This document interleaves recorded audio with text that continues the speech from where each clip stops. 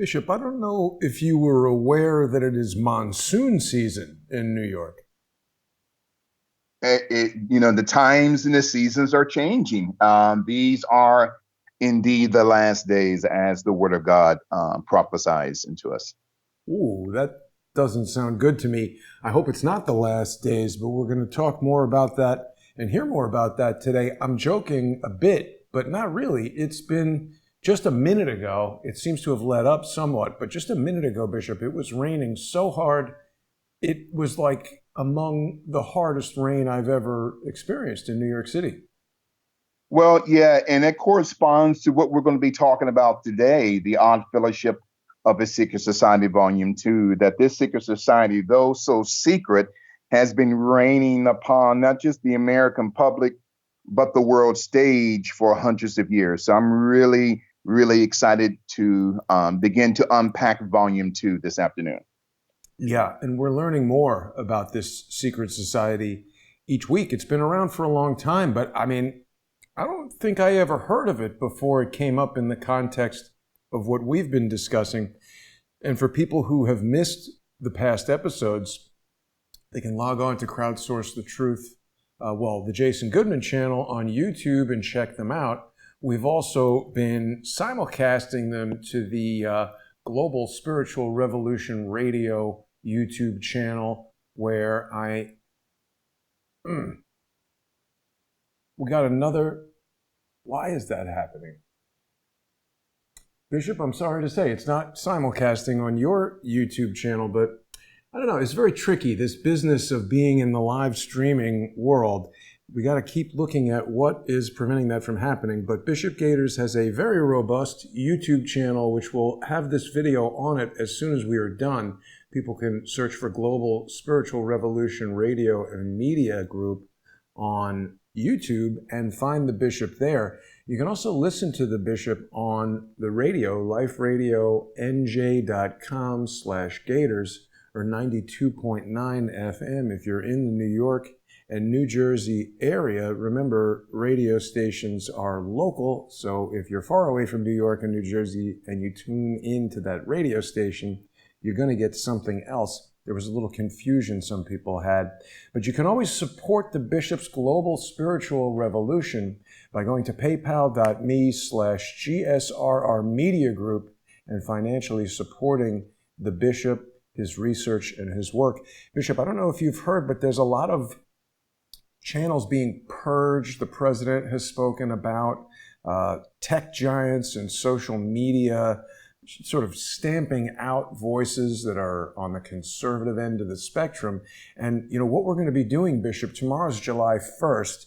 You and I are going to be working on moving the show to a platform where we're going to be less susceptible to that type of censorship. We're making the moves to hopefully have this show on Patreon and Subscribestar very soon. We want to make sure that our viewers retain the ability to hear the information that they want to hear. I don't think we want a bunch of tech overlords telling us what is okay to say and what is not. Exactly. And, our job, Jason, today and each and every week is to concentrate on the assignment at hand. That is so important as we kind of filter out all of the foolishness and, the psyops of distraction, because we're living in the last days, and you're talking about weather and patterns changing, whatnot. But it's very interesting what's going on in our society today. And when you and I had talked, I believe a week and a half ago, about the Odd Fellowship Secret Society, and what came to my mind was the Odd Fellowship of a Secret Society. And just in case some of your listeners were not privy to last week's teaching and they were not available to hear that teaching, I want to kind of go over not all of it, but for the first 10 to 15 minutes concerning an overview of Volume 1 of the Odd Fellowship of a Secret Society that will literally blow our minds as we go into Volume 2 this afternoon. Sure, absolutely. And people can also see last week's show on the Global Spiritual Revolution Radio and Media Group YouTube channel That is right there. And the Bishop's done a lot of shows since then, so people are going to want to subscribe. It's totally free to get onto YouTube. And while the Bishop and I remain here, it's a good way to follow the show. That's it. Well, let's start today, Jason, volume 2 of The Odd Fellowship of a Secret Society. Now, we left off last week on this radical British individual by the name of John Wilkes. Okay, not John Wilkes Booth, but John Wilkes, who is in the bloodline that would produce later both Junius Booth and his son John Wilkes Booth. Both were a part of the Odd Fellowship Secret Society. John Wilkes, including his son Junius Wilkes Booth, and John Wilkes Booth, whose real name is Botha. Okay, and so many times this is how the synagogue of Satan will often hide their true intentions and thereby their names by shielding their real name. And I'm going to get into a little bit about concerning William Shakespeare, because he indeed was the first Odd Fellow. This is going to blow your mind as we're talking about volume 2, absolutely, of the Odd Fellowship of a Secret Society. So this John Wilkes, who was a member of the Royal Society in Great Britain in the year 1749. Now, if you examine his name, John Wilkes, within Wikipedia, and go down to several pages, it will show you a photo, a painting of John Wilkes, the attorney, with his right hand inside of his jacket pocket. Okay, that represents that John Wilkes, being a progenitor, okay, in the bloodline that would produce John Wilkes Booth Botha, is a high master mason. Now, last week we talked about the insignia of the Odd Fellow Secret Society. Now, Jason, quickly, if you can, go back to that photo that you showed us last week of your trip in Norway. Okay. Oh, right. And yeah. Right. And outside of the Odd Fellowship Secret Society building there in Norway, I don't know if it's in the city of Oslo, but yeah. So then outside of that building, on the flag, you will see the insignia of the Odd Fellowship Secret Society, of those 3 chains, okay, being interlocked.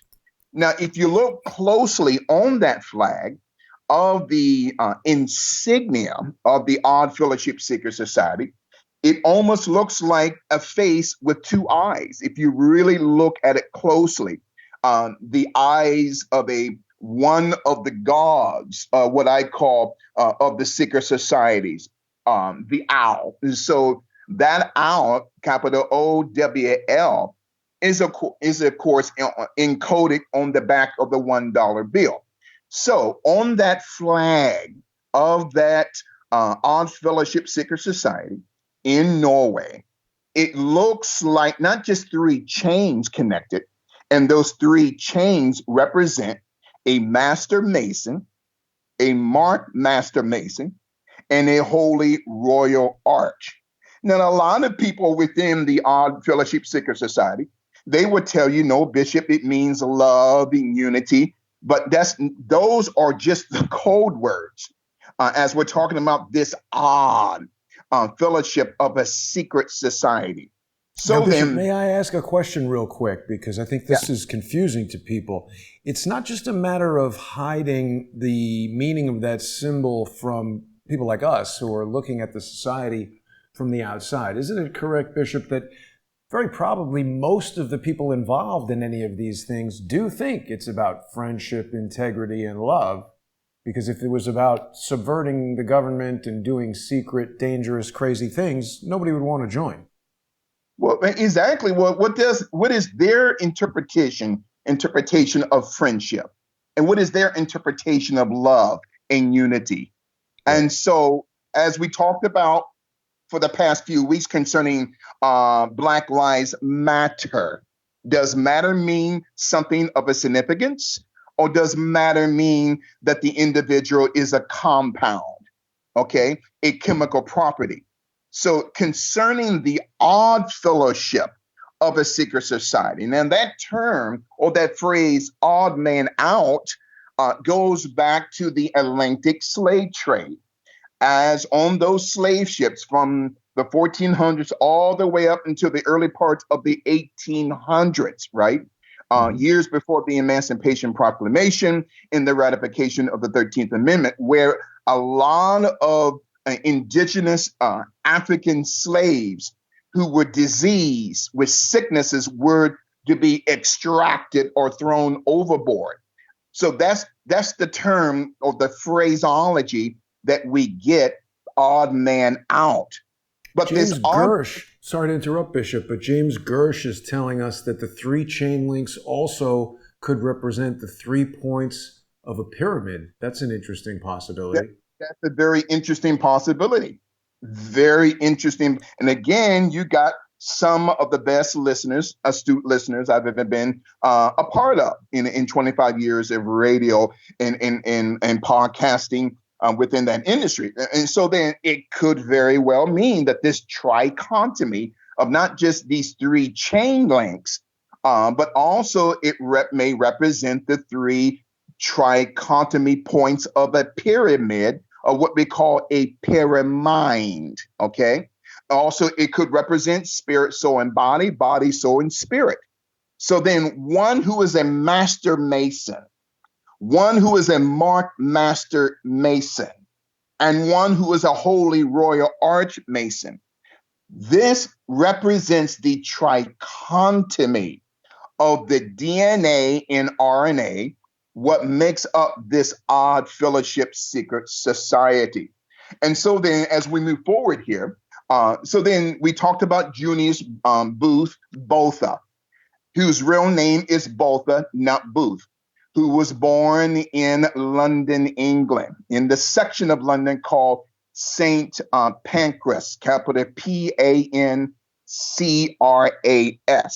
So then Junius Booth is the father of John Wilkes Booth, okay, who later on would assassinate President Abraham Lincoln. So Junius Booth, his father, John Wilkes, and the grandson of John Wilkes, who is John Wilkes Booth, were all a part of the Odd Fellowship Secret Society. Now, according to the sister of the late John Wilkes Booth, Asia Booth, in her memoirs, she had said that John Wilkes, Junius Booth, and her brother John Wilkes Botha Booth, whose real name is Botha. Now, as a side note, we had said on last week concerning the former Prime Minister of South Africa, Prime Minister P.W. Botha, who had ruled South Africa apartheid from 1978 to 1984. So then P.W. Botha comes from that bloodline, which goes all the way back to the Spanish Inquisition, where many of the Jews were excommunicated out of Spain through the decree of Queen Isabella. This is a part of the Odd Fellowship Secret Society. So then for your students, our students and listeners, in order for them to understand what is going on, not just in Minneapolis, not just in this nation, but around the world, we have to examine the background of this odd, super secret society in order to unveil the corruption that is happening today. And so later on, we're going to be talking about William Shakespeare, who was actually the first Odd Fellow, okay, because one of his nicknames, okay, and as a side note, the real name of William Shakespeare is Sir Francis Bacon. I will reveal that as to why Sir Francis Bacon had to have the need to hide his real name. And this is the corruption that you and I talked about last week. Now, remember in Genesis chapter 3, verse 7, as a side note, after Adam and Eve fell into sin, they made themselves aprons to hide their corruption. Now, remember on last week, you showed that that Gmail insignia, okay, Right. of the Masonic apron. That also represents the insignia of the three links concerning the Odd Fellowship Secret Society, which goes back as early as the year of 1666. So Cool. then, Julius Booth gave birth to John Wilkes Botha, who will later assassinate President Abraham Lincoln. Okay. So then we talked about the creator of the Salvation Army, right? William Booth Botha, who was also a high ranking 33rd and 1/2 degree Mason within the Odd Fellowship Secret Society. So then William Booth or Botha, with that right hand inside of his jacket pocket, and your listeners can just type in the Salvation Army, MUSE, capital MUSEE, Protestant, or museprotestant.org. So it will show William Booth with that right hand inside of his jacket pocket. Now, why do I keep bringing up that symbol of a man or a woman with their right hand or their left hand inside of their jacket pocket? Because that represents the trichotomy of the DNA of this Odd Fellowship Secret Society: a Master Mason, a Marked Master Mason, and the Holy Royal Arch. So then the Bible talks about that my people are destroyed for the lack of knowledge. So then Adam and Eve, now as a quick side note, what is the first and last letters of the name Adam? A-M. And so Adam was designed by God to be the AM of the morning. His wife was created to be the PM of the evening. So God designed an AM to marry a PM, not an AM to marry an AM, nor a PM to marry a PM. Another topic for another day. Now, getting back to the Odd Fellowship of a Secret Society. So then John Wilkes Botha, okay, on the 14th of April, 1865, with the financial backing of B'nai B'rith. Okay, now this is nothing, I'm not castigating B'nai B'rith of the Anti-Defamation League.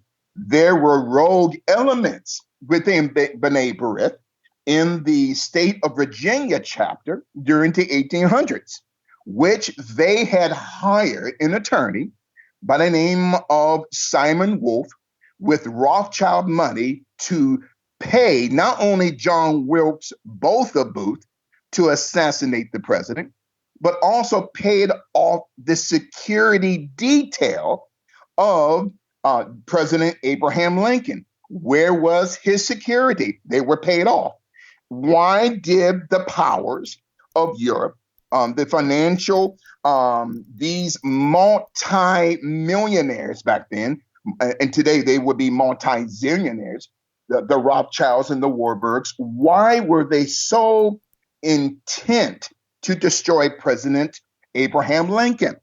Because Abraham Lincoln did not want the United States for America to be controlled not only by non-Americans, but to be controlled by global bankers and financiers. He did not want the United States monetary system to be controlled outside of the United States of America.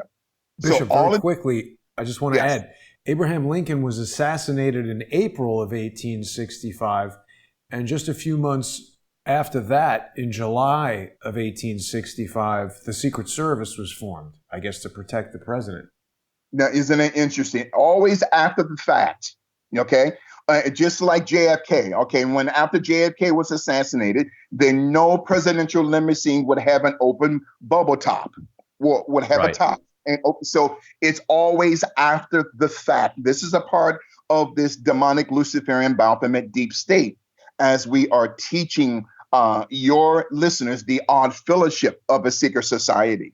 And so then John Wilkes Botha, okay, his bloodline going back as early as the Spanish Inquisition during the 1400s. And as a side note, Christopher Columbus had Khazarian blood as well. Now, what is a Khazarian? They are counterfeit Jews. They're not real Jews like the Jews of today.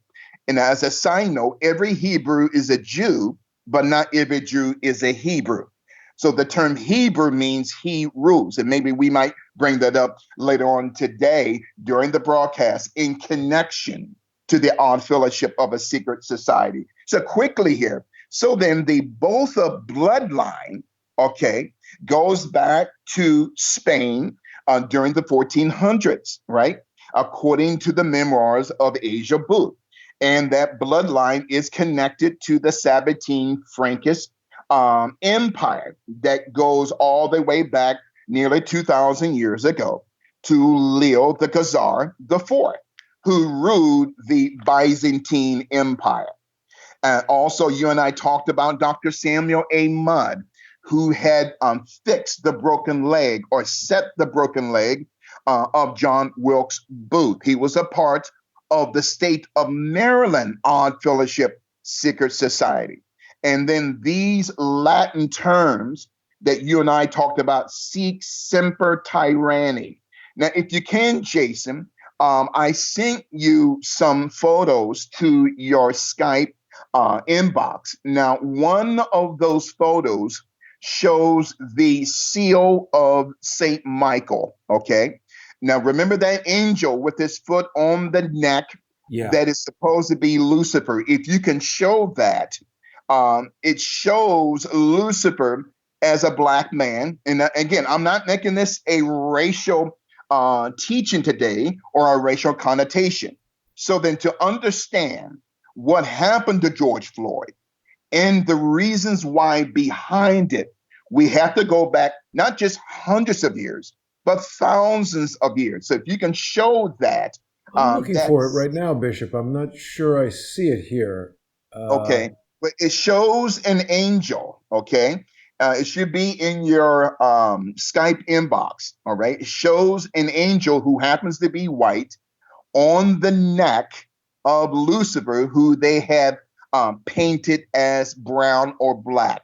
Again, this is not a racial type of teaching, but in order to understand the thinking of Black America and why, to understand why the way that they think, we have to look at symbols, okay? And so if you get an opportunity, bring that up, of an white angel on his foot on the neck of Lucifer. For some reason, they have Lucifer as black.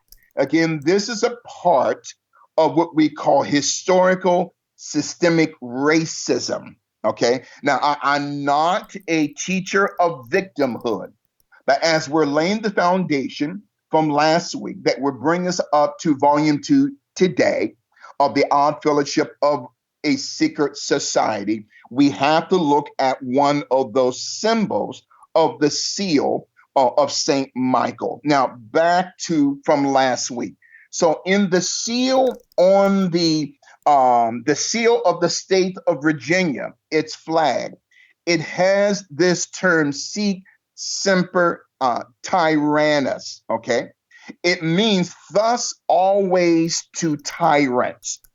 And so that term, thus always to tyrants, it is the global deep state which John Wilkes Botha represented as looking at a symbol of a tyrannical government who is Abraham Lincoln, and that was not true.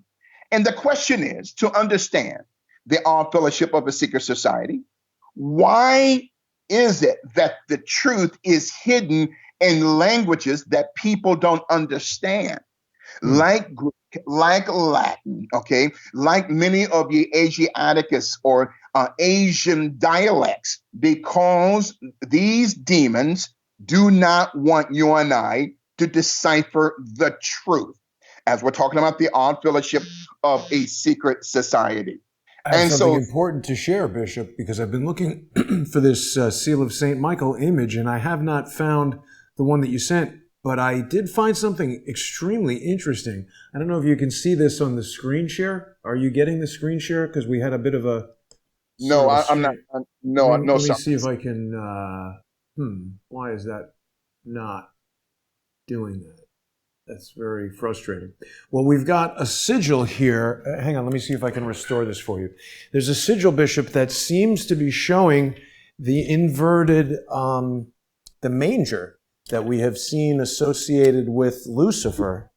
Yeah, we talked to Kobe Bryant in some this months. thing. Okay, I think you've got the screen share now. Yes, Do you see absolutely. Yes, I see that. Now, remember, some months ago, we talked about Kobe Bryant, a Luciferian project completed, and the Nike system of an inverted manger with the Nike logo at the top. Now we're seeing almost nearly the same thing.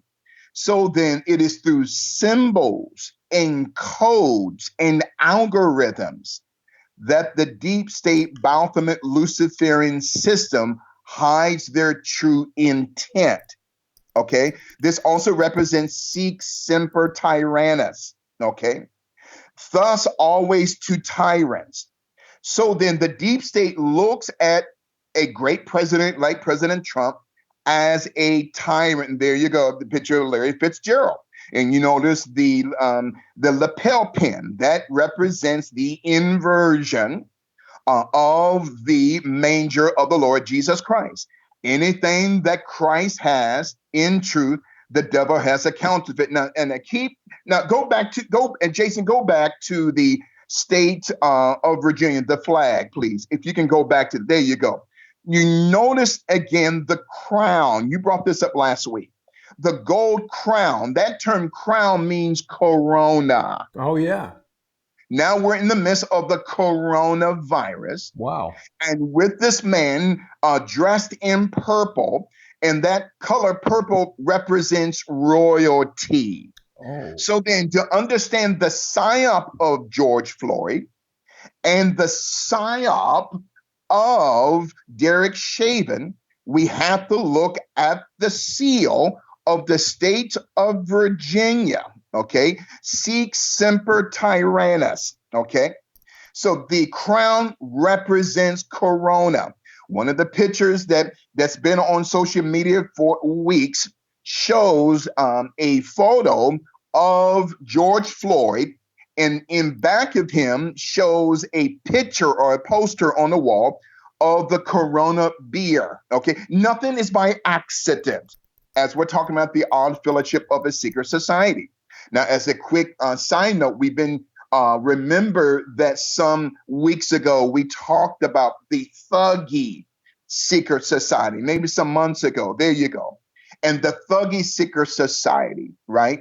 And their goddess was a goddess named Kali, Kali, which was a female principality demon with multiple scars around her body of the male victims that she destroyed, where her right foot or her left foot, depending on the picture that you see of Kaylee, is on the neck and the chest of a man. There you go.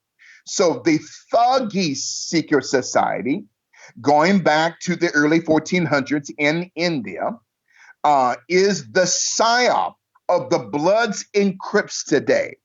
For the term Cain in the Hasidical Hebrew text means blood. In the term Abel means crypt or coffin. So when we talk about Cain and Abel, we're talking about Bloods and Crips. But also when you connect the words Cain and Abel, you get the phrase cannibal. Cannibalism. There you go, right there, Jason. Yes, yeah, right. With the help of our audience, I've located this image of Saint Michael stepping on Lucifer. Yes. Now, everything is a psyop. Now, what the bishop is about ready to say, I'm not teaching victimhood and I'm not teaching color. I'm a Black conservative, but I'm teaching symbols and symbologies which have become a part of the American psychic, okay, in order to expose what we call psychological racism. So then when we look at the angel, Michael, as being white and Lucifer as being black, But the Bible, the Word of God, never said that Lucifer was black. And neither did the Bible, the Word of God, say that St. Michael was white. Why do we say black sheep, blackballed? Okay? Black is a color of death, void of color. I mean, hearing a lot of your listeners been writing saying, oh, Bishop, it was white that produced black. I said, well, show me when, how, and where. And again, I'm not teaching race. What I'm doing is teaching the simplicity of the truth of what we are teaching your people, the odd fellowship of a secret society. And so when the average black person looks at this, not all, Jason, but most black people, when they look at the Order of St. Michael and St. George, George Floyd, the Order of St. Michael and St. George, right. Then they automatically think of George Floyd. See, this is a psyop, and this is what we call neuroplasticity, where the brain of the individual becomes the shape of what we see and think at that moment. Also, the odd fellowship of the secret society, that's one of their symbols as well. So then, the odd fellowship of a secret society, sic semper tyrannis, okay? The Order of St. Michael and St. George. Well, Derek Chauvin is portrayed as St. Michael.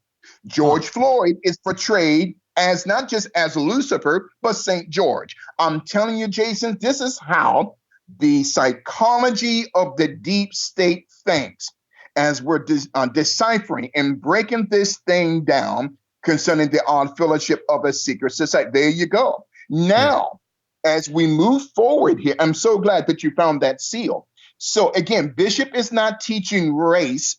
I'm teaching the psychology of a people who don't know who they are, that when they see that image, because if Derek Chauvin was black and George Floyd was white, you would not have the national and the international reaction like you and I see today. This is purposely done as we're talking about this odd fellowship of a secret society. This was a sic semper tyrannis moment here.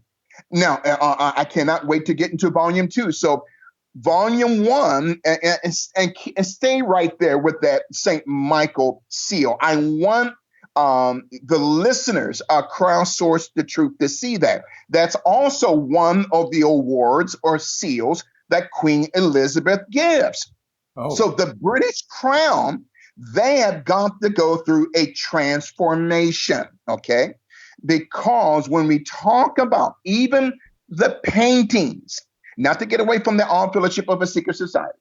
Now, the paintings that goes back to the 1500s, okay, to 1600s, paintings going back to the days of Michelangelo. That's another perfect seer. Excellent, Jason. He's got a cane in this one, Bishop. He's got like a dagger in one hand and then a cane. What is that about?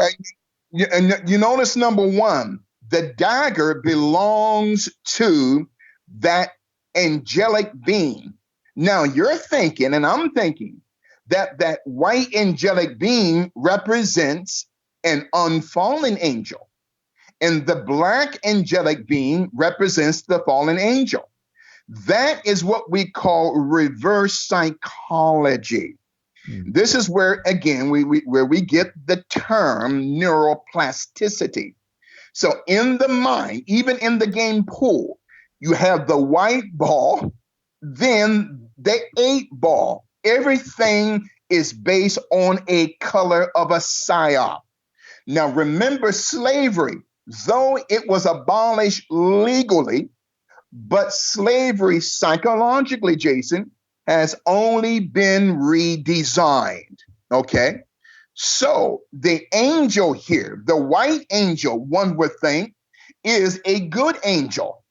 And the black angel on the ground, Lucifer, one may think, well, that's Lucifer, that's blackness. That represents death. Again, This is systemic racism. And I don't teach racism because I don't teach in victimhood, but to understand the reaction of Black America, we have to look at this symbol. So it has a sword in its right hand. Now, remember, Jason, a few weeks ago, we showed for your audience, okay, your students, that the insignia, the logo of the U.S. Army 1st Battalion Psychological Operations logo with that sword, okay, in front of the head of the horse, the chest piece, okay, the sword. So then the sword on the right hand of that so-called Michael represents psychological operations. But you said on the left hand of St. Michael has what? A staff, okay? Now, Jason, if you can, real quickly, go back to that seal of St. Michael. This is going to blow y'all's minds here. You probably already know this. Again, this is a connection to the Odd Fellowship of a Secret Society. So then the left hand of Michael has a staff. That staff doesn't belong to the angel that's standing. That staff belongs to the angel that's on the ground. Why? It represents a people who are psychologically crippled. They're psychologically, spiritually crippled and discombobulated.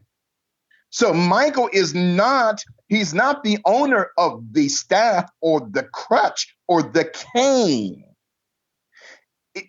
That cane represents the entity that's on the ground, because the deep state looks at people of color as animals. That's why they call us 50 cent, quarter, nickel, penny, iced tea, ice cube, ice tray. Why is it that all these Black celebrities got to have a nickname of a dog, an animal? And mostly non-Black performers, not all, but most of them don't have names or acronyms of dogs and cats and beasts. This is a system of what we call sic semper tyrannis. Okay, so that cane does not belong to that angel. The cane belongs to the entity on the ground that's crippled, Jason. Mm-hmm. He's crippled psychologically because he doesn't know who he is. He's crippled from his past because he doesn't know his name. He doesn't know his language, okay? English is the weakest language on the dialectical spectrum, okay? He doesn't have a home. So the system has him on the ground because the system looks at him as unhuman. Okay, as we're talking about the Odd Fellowship of a Secret Society. One quick thing to point out, Bishop. The white angel, Michael Archangel, he's wearing an apron. And then when you look at the Odd Fellows, oh my God, they also have these aprons with fringes on them.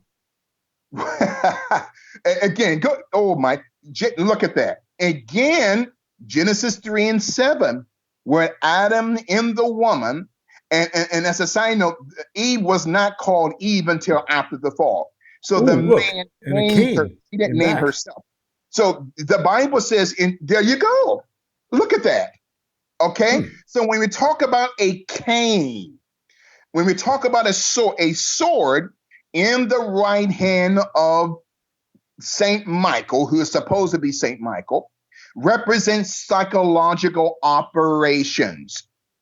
The cane or the crutch in the left hand of Michael doesn't belong to Michael. It belongs to the entity on the ground, who is nothing more than a piece of matter. Black Lives Matter. Jason, this is heavy here. And so then when we talk about the Odd Fellowship of a Secret Society. Now, remember, on last week, I brought up where Nancy, Jezebel, the Ripper Pelosi, okay, and Chucky Schumer and all the rest of those Democrats were kneeling on one knee, okay, In front of that Polynesian Hawaiian statue, okay, in the Capitol, in the form of a pyramid where Nancy Pelosi becomes the eye of the pyramid. Nancy Pelosi and all of these other Democratic congressmen and senators are wearing what? A kente cloth. And this is how ignorant they are, Jason, as we're talking about the odd fellowship of a secret society. Who created the kente cloth, the Asante dynasty, going back at least 2,000 years in what we call Western Africa? The Asante dynasty, capital Asante, they were the ones, Jason, going back to the early 1400s, all the way up into the early 1800s. They were the ones that sold our people into slavery. Let me say this again. So then, the Asante dynasty, who are the creators, okay, the progenitors, okay, those who created the kente cloth that the Democrats are wearing, they don't even realize it was the Asante empire that sold black folk into slavery. But Bishop, maybe they do realize. Maybe I was getting ready to say, and maybe they do realize. And you know what, Jason? It's not a secret anymore. They are telling not just black folk, they're telling America who they are. Okay? Right. As we're talking about the odd fellowship of a secret society. So stop wearing kente cloths, because the Asante dynasty in Ghana were the ones that sold our people into slavery, as we're talking about the odd fellowship of a secret society. I got something to add, Bishop, because you brought up Nancy Pelosi. It reminded me of this ridiculous episode where I forget who. Oh, James Corden show, who I actually think he's pretty funny, but she was on that James Corden show at her house with a refrigerator that probably cost more than my apartment, filled with ice cream that's like $12 a container, which is ridiculous. I think most ice cream is like $2, $3. She's got a ton of it in there. And there was all this reference to ice cream. We had Mike Bloomberg promoting that company, Big Gay Ice Cream.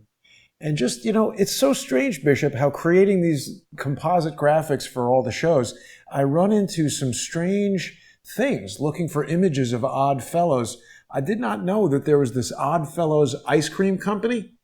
See? And it's interesting in a number of ways. Well, this is what I wanted to show you. When you go to About Us, here are the three people that founded it. And we got this guy here on the right who, he looks more like some of the rioters to me than anything else. These white tattooed hipster sort of Seattle, Oregon, not my kind of guy. But what do you think this guy's name is?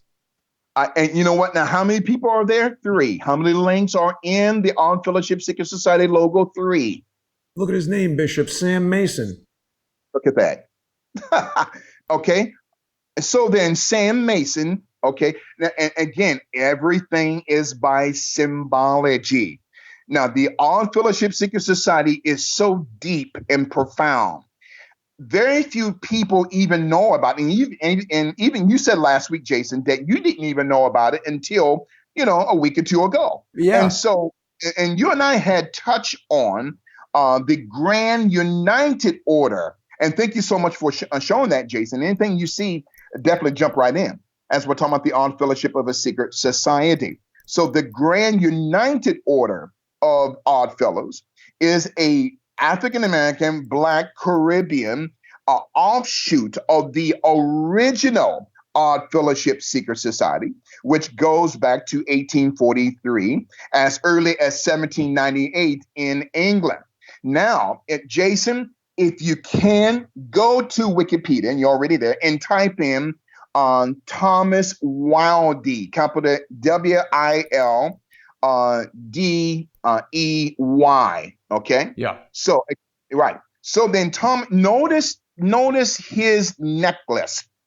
And if you can go in closely, now he is carrying a symbol on that keychain called the Order or the Cross of Lorraine. Okay. Oh, the Lorraine Motel, Bishop. Yes, the Lorraine Hotel in Memphis, Tennessee, where Dr. King, in the month of April in 1968, was assassinated. Abraham Lincoln, in the month of April in 1865, is assassinated. I don't know why that month is so intricate, so critical when it comes to global assassinations.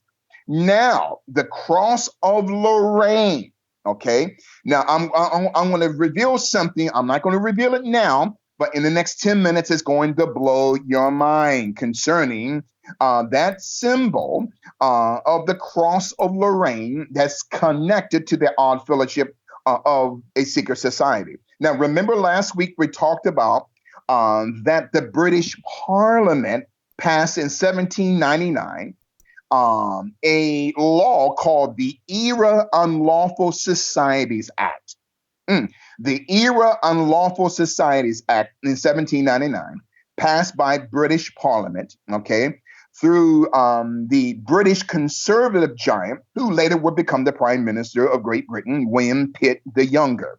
So the Unlawful Societies Act in 1799, also entitled the Corresponding Societies Act, restricting the activities of radical secret societies, okay, going back as early as 1700.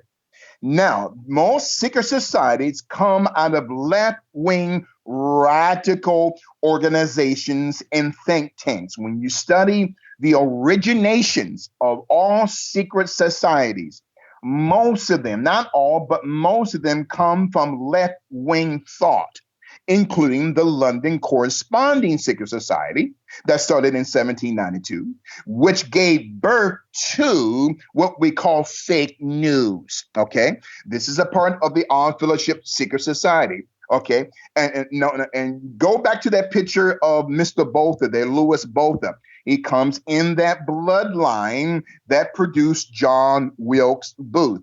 Okay, many of the South African people, even today, their bloodline, if their last name is Botha or Booth, is connected going back to Khazarian Jewish blood, not just out of the Spanish Inquisition during the 1400s, but even going back 2,000 years, between the books of Malachi and Matthew, okay, going back as early as Constantine the Emperor, okay. So then the Odd Fellowship, and it gets more powerful here now, Jason. Now we're in volume 2. So then the Odd Fellowship of a Secret Society, these men and women were outcast from the most powerful secret societies during that time, the Scottish Rite Orders, okay, or the Rose Creuse, or the York Rite Secret Societies, okay, which they also called the Supreme Council. And so then the Odd Fellowship Secret Society also has its origins, the bloodline, okay, that even goes back to the Jacobite bloodline. We talked about the House of Stuart, the Stuart Jacobite dynasty, which was a 17th and 18th century movement. We talked about the House of Stuart to the British throne, what we call Jacobus in Latin, which is a transliteration of the name James. So the House of Stuart, they supported the restoration, okay, of the House of Stuart, or the throne of the British Empire. Now, quickly here, the House of Stuart ruled Scotland, and that and the bloodline of the House of Stuart goes back to Leo IV the Khazar. We talked about him some weeks ago, right? Being one of the founding fathers of the Khazarian Empire, which is present-day Turkey.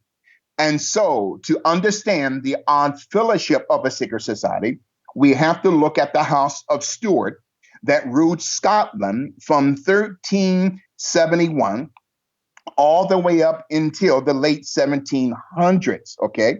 So the House of Stuart ruled Scotland, okay, from 1371, and also ruled England from 1603 when James or Jacobus the Sixth inherited the English throne as James or Jacobus the First.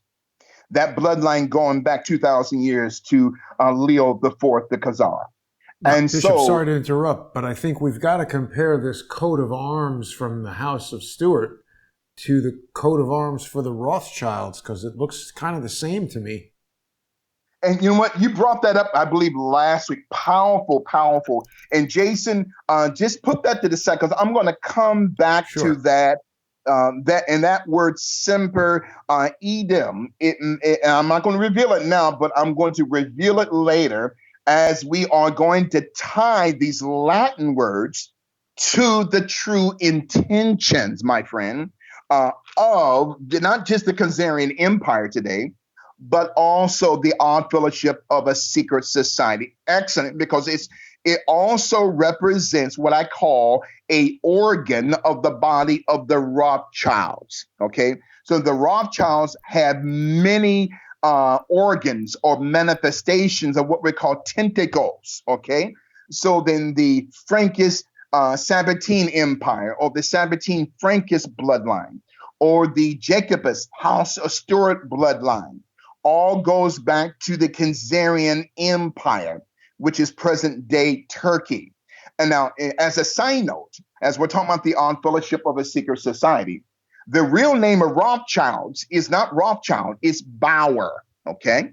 So the Bauer family, going back to the 1400s, through Isaac Bauer, had changed his name from Isaac Bauer to Isaac Rothschild in 1577. Why? Because Isaac Rothschild wanted himself and his family and descendants to have access to both the bank of the Vatican Bank and the global Vatican money system.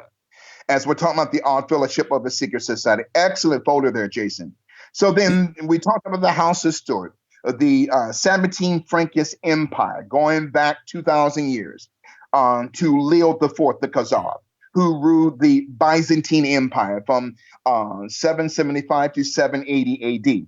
So as we move quickly, now remember some weeks ago, Jason, I brought up this Turkish word, kaganate. Kaganate. Now allow me to spell that for your listeners. Capital Khaganate.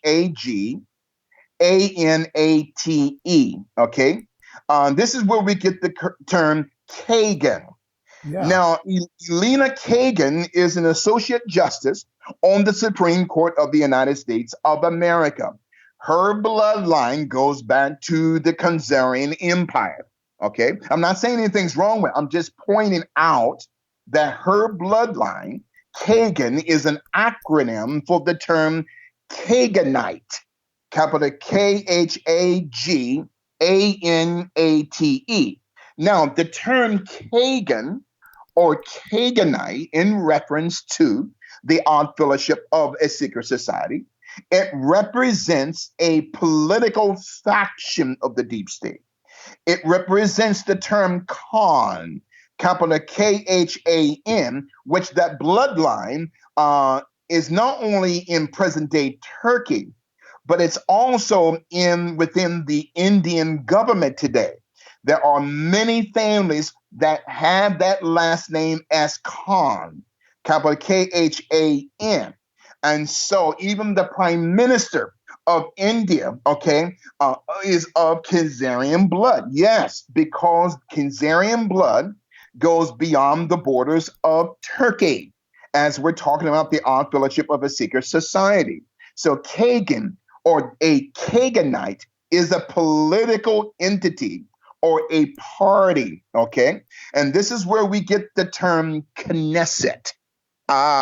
So then the term is really Knesset, is a Shaparnical Hebrew term that's connected, Jason, to the Khazarian word Kaganite. I'm not saying anything's wrong with that. It's not evil, but the term Knesset or Kaganite or Kagan represents a political ruling party. Nothing wrong with that. Real As quick, we're Bishop, just to connecting. give people some background, not everybody Yes. knows that Knesset is basically, I think, like the Congress or the Parliament of Uh, Israel. But I also wanted to point out some other noteworthy cons. The Prime Minister of Pakistan is Imran Khan. And also along the lines of Kagan, Robert Kagan is the husband of Victoria Nuland, who I think is like the Assistant Secretary of State or was at some point. And also he's part of this Project for a New American Century, which is a think tank. And this is where the plan for 9/11 was born. Project for a New wow. American Century included, what's his name with the mustache? Bolton, John Bolton, and basically Yeah. all of George Bush's warmonger buddies.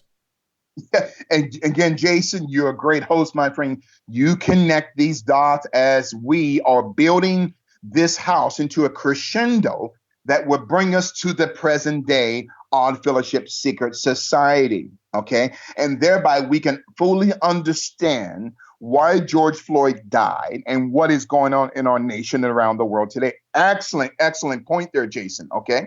Now remember, I said I would bring up later on. You show that House of Stuart seal, okay, or coat of arms with that Latin word semper idem, capital EADEM. So that is a Latin interpretation, which means always the same. So then semper idem, it means always the same.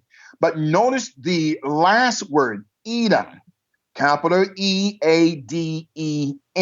Now, if you remove or just set aside the first letter of Edom, which is E, then you get the acronym ADAM, which is a Jewish acronym for the word Adam.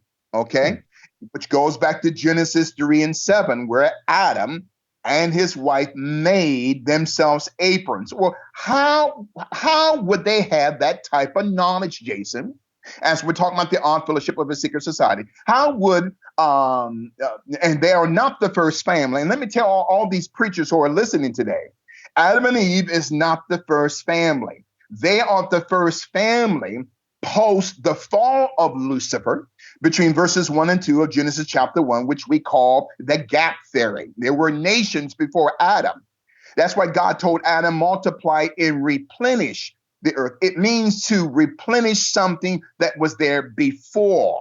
Another topic for another day. So that term, semper idem, means always the same. The deep state is always the same. One lion looking at you, the other entity, the horse with the unicorn, is looking at the system, which means they are autonomous from each other in order to protect the global system of what you and I call the Illuminati. And this is going to blow your mind, Jason, as I'm going to reveal to you at a deeper level what the term Illuminati means in connection to the Odd Fellowship of a Secret Society. Excellent pictures there, Jason. So then the Odd Fellowship of a Secret Society, its first lodge was in early 1666. Now, remember last week we talked about the Great London Fire in 1666, right? Which was started by a man by the name of Thomas Farynor. Farynor, capital Farynor.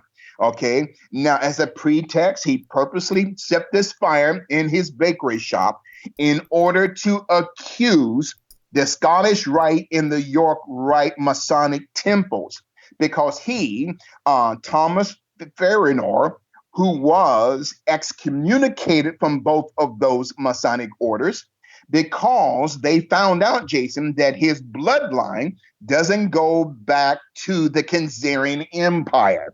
So they excommunicated him, and as a pretext, Thomas Farynor, including 6 of the individuals, almost destroyed London because they wanted to be a part of both the Scottish Rite Order and the York Rite Yorkshire Order.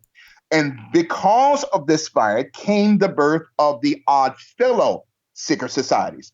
So another term for odd fellow means it's a person that's been excommunicated from the Masonic order, Huh. more specifically, from the Scottish Rite or the York Rite order, because their blood does not go back to Leo the Fourth, the Khazar, even going back to the great great grandfather of Leo the Fourth, Constantine the First. Now, remember, as a side note, now in our Bible today, one of the versions of the Bible is called the King James Version. Now, I'm going to say something here. This is not against the Word of God. The Word of God is forever settled in heaven. But there's a lot of scholars saying, Jason, that not only was King James, through whom the Bible was translated through his commandment, right?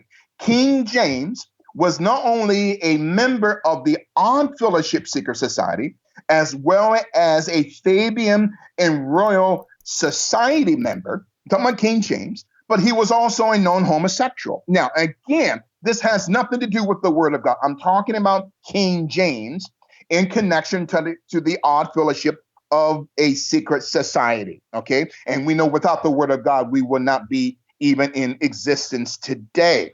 So then, in 1666, on the 2nd of September, began the Great Fire of London. And this is in the book entitled The History of Freemasonry, Its Antiquities, Symbols, Volume 1 by Robert Freak Gould, capital Gould, okay? As we talk about the Odd Fellowship of a Secret Society. Now, it gets deeper here now, Jason. Now, the Odd Fellowship Secret Society later split into the Order of the Patriotic Odd Fellowship Secret Society, which represents Southern England through William III of England. And also it's split into the second order that we call the Ancient Order of Odd Fellows in Northern England and Scotland, favoring the House of Stuart. Okay, this is where the family of John Wilkes Booth came through that bloodline. Who were radicals, okay? Now, as a side note, okay, John Wilkes, okay? I'm not talking about John Wilkes, but John Wilkes, the politician, okay? With his right hand inside of his jacket pocket, there you go, on Wikipedia. And if you can go down further, Jason, on his Wikipedia page, okay, go down a little bit more, stop right there and expand that picture there. Notice the painting of John Wilkes with his right hand inside of his jacket pocket, okay? Now, remember some months ago, we talked about the Russian Masonic person by the name of Igor Sikorsky, the creator of the Sikorsky 76B helicopter that I thought Kobe he was Bryant. Polish. What's that? I thought he was Polish, Sikorsky. Yeah. No. I'm just bringing him up. Yeah, he was Polish, but also he was born in Russia. Okay. Oh, yeah. And so part of his bloodline was Russian, but he came to the United States. I'm like Igor Sikorsky, right after the Bolshevik Revolution. Okay. And so his bloodline, Igor Sikorsky, goes back to the bloodline of both Peter the Great and Catherine the Great. Okay. And Igor Sikorsky has his right hand within that Wikipedia page of Igor Sikorsky. And back in 1914, has his right hand inside of his jacket pocket. So Igor Sikorsky had created the line, there you go, of the Sikorsky 76B helicopters that Kobe Bryant died on. Okay, excellent. Go to, and right there you go, Jason. Blow up his picture if you can. He invented the helicopter. He's credited with inventing it.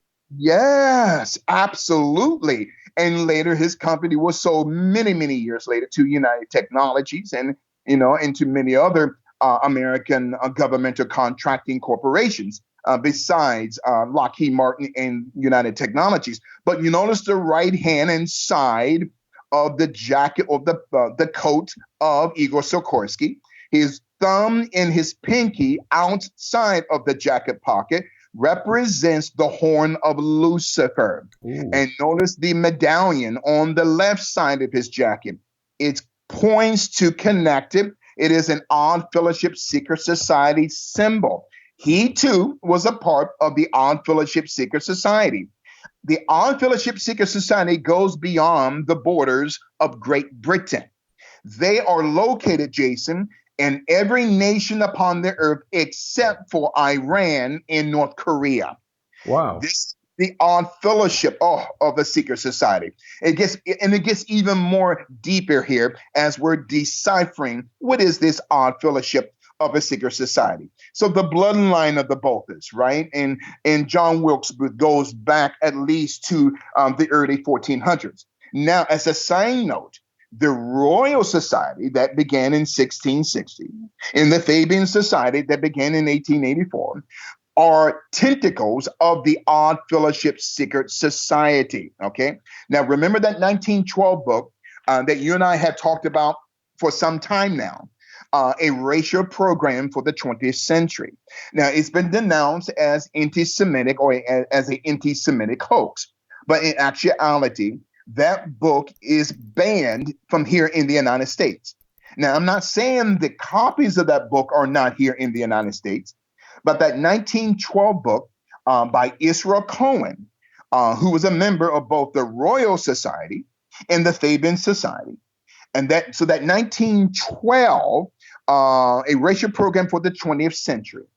What is happening today, Jason, was prophetically written in that book going back to 1912, where the Khazarian deep state mafia, I'm talking about the Rothschilds. I'm not talking about Jewish people. I'm talking about Rothschilds who are perpetuating, okay, trying to be Jews, but they are not. Why? Because they are of the synagogue of Satan. So they're using Hollywood to control the narrative that white people created the KKK, that white people are the devils, okay, and that white people and black people are not to trust each other. This is a Fabian Society, Royal Society tactic of psychological manipulation. So then, what was prophesied in that book, Jason, in 1912 is happening today, especially concerning the riots in Minneapolis, Minnesota. Okay, and it gets more deeper here. Now, remember from last week and also today at the beginning of today's teaching concerning the three links, okay, of the Oddfellow Secret Society, right? And that photo that you showed of your trip to Norway, right? So then the chains also represent the Atlantic slave trade. Now, one of your listeners had said last week, and I couldn't believe that this person said it. This person said that the Atlantic slave trade did not exist. Okay, that person is ignorant. I'm sorry. Yeah. That's How like could they say saying that? right. That person said that the Atlantic slave trade did not exist. That's So like saying there was no Holocaust. right. Exactly. That's it. That's an anti-Semitic tactic. You are 100% right, Jason. See, so then to say that the Holocaust didn't exist, but also, Jason, there was a Black Holocaust, the global Atlantic slave trade. Again, I'm not teaching victimhood, but you have 100 million Black people extracted from their homeland, language taken away, history destroyed. And now we see the repercussions of that via Minneapolis, Minnesota. I'm not giving Black people a pass, but I want your listeners to understand the psychological condition of Black America when it comes to their perception of what we call the system. And can I say this quickly, Jason, as we're talking about the Odd Fellowship of a Secret Society? The problem with Black America is not racism. I'm not saying it's not a problem, but it's not the main problem. I want Black people to hear me today. The problem with our people is the lack of fathers in homes, Jason. That's the problem. Because if you have that father in that home, that father can direct that son and daughter how to navigate not just around racism, but how to avoid putting yourself in situations that will allow you to be processed through the system. And this is a part of the Odd Fellowship Seeker Society. And now, getting back to the Odd Fellowship, there you go, William Booth there, in the bloodline of John Wilkes Booth. So there is a Latin term, my friend, and this Latin term is called amicitia amor ad veritas, capital AMICITIA, amor, capital AMOR, e veritas, ET, then capital VERITAS, Oh, wow. right? Look at what it brings up, Bishop. Look at that. Now they would tell you, oh, Bishop, it represents friendship, love, and truth. But their interpretation of friendship is that of a master mason. Their interpretation of love is that of a marked master mason. And their interpretation of truth is that of a holy royal arch mason. We have to look behind the scenes. Notice the chains, okay? It also represents the psychology of not just Black America, but America, period, on the left, okay? Because, Jason, if you want to change a person's life, you got to teach them how to change their minds. Once their thinking changes, then their entire life changes, as we're talking about the Odd Fellowship of a Seeker Society. And so we talked about this term lodge, which comes from the Latin word incubi. You brought up the term incubus, right? So that term incubi or lodge, from whence we get the term incubation. So if you hear a person say, I belong to this Masonic lodge, I belong to this Boule Secret Society lodge, or to this Odd Fellowship lodge, what they're telling you and I, that they belong to a specific incubation lodge, okay? This is where we get the term incubi, that in demonology is a male demon that has sex with women during the night. And then the term succubi, where we get the term succubus, which means a female demon that has sex with men during the night. So that's another topic for another day. Now, if you can, Jason, go back to Thomas Wildey, right? Capital Wildey. And if you go back to Thomas Wildey, there you go. And if you can really blow up his picture, expand that photo, Jason. Now, notice the necklace on his keychain, okay? Notice the symbol of the cross of Lorraine. Now, Thomas Wildey, a British man, was a slave owner who moved to the United States. So a slave owner created both the Independent Order of Odd Fellows, or IOOF, in North America, but he also, I'm talking about a former slave owner, okay, Thomas Wildey, who also created the Grand United Order of Odd Fellows in England, okay, going back, okay, to the early to the mid 1800s. Now, why would the Grand United Order, which is a Black secret society, be created by a white British man? Again, Jason, you and I have been talking about, we're not talking race. I'm talking to understand the psychic of the reason why Black people think the way they think. They think victimhood, not all, but most. No Black organizations were created by Black folk.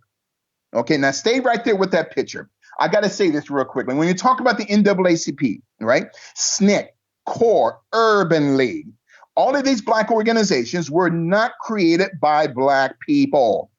The NAACP was created by a Khazarian attorney out of Romania, okay? Henry Moskowitz, okay? Including the Spingarn brothers. I'm not saying anything's wrong with that, but I want the NAACP, SNCC, CORE, the Congress of Racial Equality, SNCC, the Student Nonviolent Coordinating Committee, and in the Urban League to tell the truth that though they have, and no pun intended, please forgive me what I'm about to say, Black folk, though we see Black faces, but these Black faces are not controlling Black organizations. It's people who don't look like we do who are controlling it. Okay, just like Thomas Wildey created the Black Secret Society, okay, of the Grand United, okay, Order of the Odd Fellows, created by a white slave owner, okay. And so then the Grand United Order of Fellows, which is located today here in the United States, in England, and France, and throughout the Caribbean, which is a Black secret society that predated the Boule. Now, the difference between the Boule and the Grand United Order of Odd Fellows is this. The Grand United Order was not a Greek fraternity. They were a creation from the British Empire, okay, through creating through the hands of a former slave master, Thomas Wildey, who recruited slaves, men and women, to be a part of the Grand United Order of Odd Fellows. Whereas the Greek secret society that we call the Boules, it was created not by 9 Black men, but by John D. Rockefeller through the Rockefeller Foundation, okay, with Rockefeller money, created the Greek Black letter Greek Secret Society. Again, Bishop is not teaching race. What I'm teaching to understand the psyche of not just Black America, but people as to why they think and react the way they do. We have to go back into history and to examine the odd history of this odd fellowship of a secret society. So then, Thomas Wildey, as a side note, Jason, he was an orphan. He became an orphan in 1787, and he's the one that's wearing that double cross, Thomas Wildey, on his Wikipedia page. He was the one that later created the orphanages, okay, that are located all over the world, that's paid for with deep state money through the Odd Fellowship Secret Society. So the Odd Fellowship Secret Society orphanages, that a lot of them are fronts for pedophilia. Maybe we can get into that next week, okay? So it came from the creation of this man, Thomas Wildey.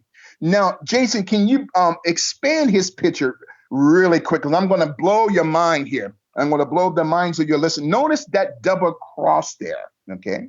Now, that represents not only the cross of Lorraine. You talk about the Lorraine Hotel. Yeah. But also when you look at this 2-barred cross. So it's a Latin cross with an extra bar added. Now, remember the 2016 official Hillary Clinton campaign logo of the letter H. Oh, yeah. So when we see this, again, we have to connect the dots because the Clintons are also a part of the Odd Fellowship Secret Society. So the symbols that these politicians create for their campaigns is all rooted in secrecy within, there you go, right there on the upper right-hand corner. So then that also represents the half of the double cross of the secret society order that you and I call the Odd Fellows Secret Society, okay? With the arrow going right, okay? Everything not only represents the half of the Lorraine cross. Now, remember, as a side note, we talked about weeks ago concerning the logo of Amazon. Excuse me what I'm about to say, that represents the sexual organ of a man from A to Z. These devils are telling us who they are, Jason, as we're talking about the Odd Fellowship of a Secret Society. So that double cross represents the cross of Lorraine, but also it represents the cross of Anjou, capital Anjou, okay? And so then that represents the house of Anjou, capital Anjou, which is also called the House of Valois, capital Valois, okay? And so it was also portrayed in the movie The Da Vinci Code. So the cross of Lorraine, okay? The house of Endor, or the house of Valois, which is rooted in French aristocracy, okay? French black nobility, okay? From the house of Valois, or Valois, capital Valois, which means royalty. And so then that double cross of Lorraine that's around the neck of Thomas Wildey, who is the creator of the black version of the Secret Fellowship, Secret Society, the United Grand Order. And stay right there, Jason, because I want to break this down. This is heavy here. Now, Jason, remember in your mind this double cross. Now, there is a company in the United States called the Nabisco Company. Yeah. That created the Oreo cookie. That symbol is on the Oreo cookie. It is. Now, somebody may say, well, Bishop, you're changing it. I'm telling people, stop. You have to look at symbols. And I'm telling you, this is how this wow. set up. Can you expand? There you go. That's Whoa, the Bishop. cross of Lorraine. On the cookie. Look at that. On the cookie. That's the cross of Lorraine, Jason. Oh, and look at this. So, this is something also, isn't it? These are symbols, yes. And those are symbols of what we call Anjou, capital Anjou. Those Anjou symbols point to the Knights Templar, point to what we call the Teutonic Knights. So the Knights Templar and the Teutonic Knights, which are rooted through the secret society of the Odd Fellowship Secret Society. And so these symbols on the necklace, on the chain of Thomas Wildey, that's on the top and the bottom of the Oreo cookie that is created and manufactured through the Nabisco Company, whose bloodline through the Nabisco family goes back to the Knights Templar. They're telling you who they are, Jason, okay? So the Knights Templar, okay, was the military-industrial complex, the first military-industrial complex that was created in 1119 AD in Jerusalem, okay? And so the Knights Templar had given birth to the Teutonic Knights. Now notice that Teutonic Knight symbol that's on the top and the bottom of that Oreo Nabisco cookie. Now, I'm not telling your listeners don't go out and buy any of the Oreo cookies, but when I'm saying I'm teaching your people, which has become your students in mind, to be aware, as the Bible says, we're in the world, but we're not of the world. God does not want us to be stupid, okay? As we're talking about the Odd Fellowship of a Secret Society. So the Knights Templar, was created in 1119. One of the last Grand Masters was a man by the name of Jacques de Molay. There is a secret society of the Jacques de Molay here in the United States, okay? And their assignment was to protect the financial interests of the global Vatican Bank and the global Vatican system. So the Knights Templar, so the term Templar, as we're talking about the Odd Fellowship of a Secret Society, the term Templar comes from the word template, which means temple or state of one's thinking.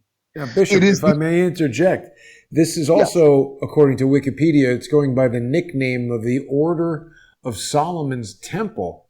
And it just came up in the last show with David Hawkins that the Solomon Brothers building was Building 7 to be destroyed on 9/11. And although it's spelled S-A-L, slightly different spelling, Salomon Brothers, it seems like a pretty direct reference to Solomon's Temple.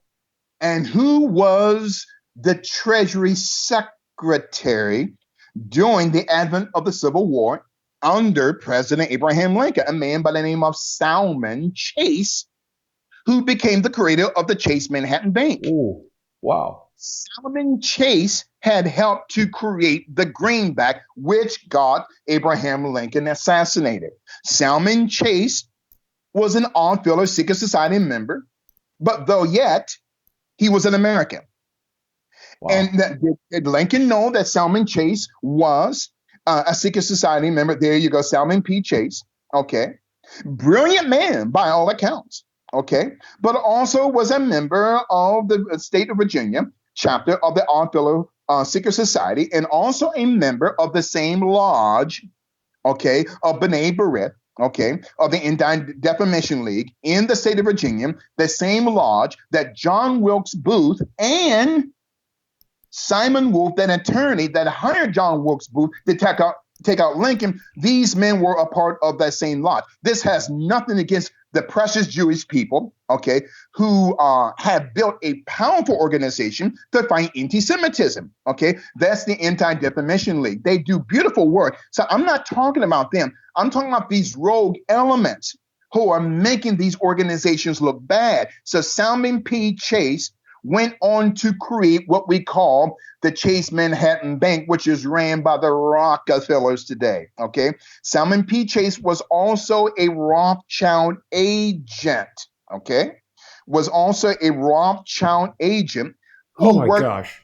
Wait a second. I'm sorry to interrupt you, Bishop, but I'm always looking for stuff as you're speaking to us, and I just came across something that just made me say, oh my gosh. So we've got this Oddfellows bakery. You see this? Guess where it's located, Bishop? Where? Salmon, Idaho. Oh my! See, Jason, why do you do that? You always. I'm blowing my, but you always blowing my mind. I don't know why you do that, man. See, again, It's got to be connected, right? Salmon. It says Salmon. Where's it at? What state Idaho. is it? Salmon. Oh my! That's not by accident. No, definitely not. And maybe after the broadcast, in your research, you can find out what parallel it is in the United States. Is it the 33rd degree parallel? I don't know. So as we're talking, oh my God, excellent find there, Jason. As we're talking about the Odd Fellowship of a Secret Society. So that double cross that's on the keychain of James Wildey, the creator of the International Order of what they call the Odd Fellowship Secret Society, and the United Order, which is the black version of the Odd Fellowship Secret Society, has that double cross on around his neck, okay? And Salmon P. Chase was also at 33rd and 1/2 degree, okay? York Rite Masonic member, okay? Though he was an American. Let's stay right there with this symbol of the double cross on James Wildey. Oh man, Jason, I absolutely love teaching. So you talked about the Lorraine Motel. Now, Martin Luther King was assassinated on April the 4th, 1968. Now, President Lincoln was assassinated in the same month in 1865, okay? And so when we talk about Lorraine Cross, the cross of Lorraine, the cross of Angel, okay? The double cross of Lorraine, the symbol of the political symbol of Hillary Clinton's 2016 campaign. On the top and the bottom of the Oreo cookie, okay? It all represents what we call symbology. And for your students, when they study what we call inversion, and people say, well, Bishop, why do you spell words backwards? Because this is the psychology of the deep state. So you take the word Oreo and spell it backwards through inversion. You get the word capital O-E-R-O, okay? It means that term is a Persian term, O-E-R-O, O-E-Ro, which means phosphoric. Phosphoric what? Acid. So the term phosphoric means light, illumination, from whence we get the term Lucifer. I'm going to come back to that in 5 minutes, Jason, because we're connecting dots concerning the odd fellowship of the secrets of a secret society. So and the I'm sorry night to derail, Bishop, but I just want to show you I've gone to this address of 510 Salmon Street in Idaho and take a look at what's there. If there was any doubt that the Odd Fellows Bakery might be connected to the Odd Fellows Society, it is the not doubt by accident. is gone. Because look at They this. have bakeries, they have orphanages, they have cemeteries all over the world. And mind you, Dr. King, who is buried near the King Center in Atlanta on Auburn Avenue near his former church and his father's church, that property is owned by the Odd Fellowship Secret Society out of Atlanta. Wow. They own all that land, Jason. So the question begs to be answered. Was Dr. King a part of the Odd Fellowship Secret Society? Because as a sign point, if you were not an Odd Fellowship member, you were never to be buried in an Odd Fellowship cemetery. As we're talking about the Odd Fellowship of a Secret Society.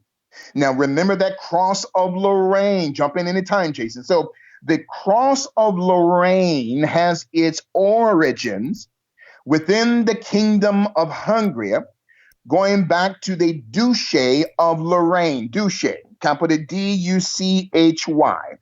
Now, what does Duchy mean? It is a term signifying a medieval country, a territory, a domain that's ruled by a duke or a duchess. That's black nobility. That's royal bloodline. That represents the cross of Lorraine or the Duchy of Lorraine, a medieval country, a territory, a domain. So the cross of Lorraine, okay, that's also on the Nabisco product called the Oreo cookie, okay, going back to the 11th century when we talk about the Knights Templar, the first Crusades, okay?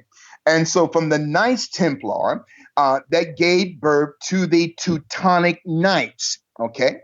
And from the Teutonic Knights later became the Illuminati and then the Priory of Sion. Also, we're going to be touching on the dynasty called the Merovingians. That's connected to symbols within the Odd Fellowship of a secret society. Now, Jason, I'm going to say something's going to blow your mind concerning William Shakespeare. Now, for your biblical students, when you go into the book called the Psalm 46, the 46th division of the book of Psalm. Now, according to a lot of scholars, more specifically, according to the Oxford Dictionary of Shakespearean History, or the Oxford Dictionary of Shakespeare, Oxford Reference Manual, and also according to the Oxford Dictionary of Original Shakespearean Pronunciation, William Shakespeare had translated, Jason, and transliterated Psalm 46. Now, somebody said, well, what does Psalm 46, what does William Shakespeare, whose real name is Sir Francis Bacon, have anything to do with the Odd Fellowship Secret Society? I'm glad you asked. So in Psalm 46, verse 3 and verse 9. So in Psalm 46, verse 3, there is a word called shake, capital S-H-A-K-E. Now go down from verse 3 to verse 9. Then you get the word spear, capital S-P-E-A-R. So from verse 3, shake, to verse 9, spear, we get the term, the encoded term of Shakespeare. Now, at this time, in Psalm 46, William Shakespeare, okay, who was born in April 1564 and died on the 23rd of April in 1616, Shakespeare, this term shake in verse 3 and spear in verse 9. Well, according to Shakespearean philosophers and historians, William Shakespeare created approximately 39 dramatic plays and works, Jason. Wait a minute now. So when Psalm 46, and at this time, when William Shakespeare had transliterated Psalms 46, William Shakespeare was age 46. As we're talking about the odd fellowship of a secret society. And then there's going to be people, oh, I don't believe it. But you know what? I don't care. My job is not to placate people's ignorance. My job is to reveal the truth as we're talking about the odd fellowship of a secret society. So then William Shakespeare, he was born in April of 1564, 46 years later, he retranslates and transliterates Psalms 46 at the age of 46, and he specifically encodes the first part of his psyop named Shake, which means transformation in verse 3, and then spear, okay, which means what? Psychology. Remember that sword of the last week's 1st Battalion, U.S. Army Psychological Battalion logo of a spear, of a sword. So verse 3 is shake, verse 9 is spear. So in Psalm 46, then William Shakespeare, whose name is Sir Francis Bacon, was 46 years old when he translated and transliterated Psalm 46. And then the term shake in verse 3, spear in verse 9, then the total of William Shakespeare's plays or works is 39.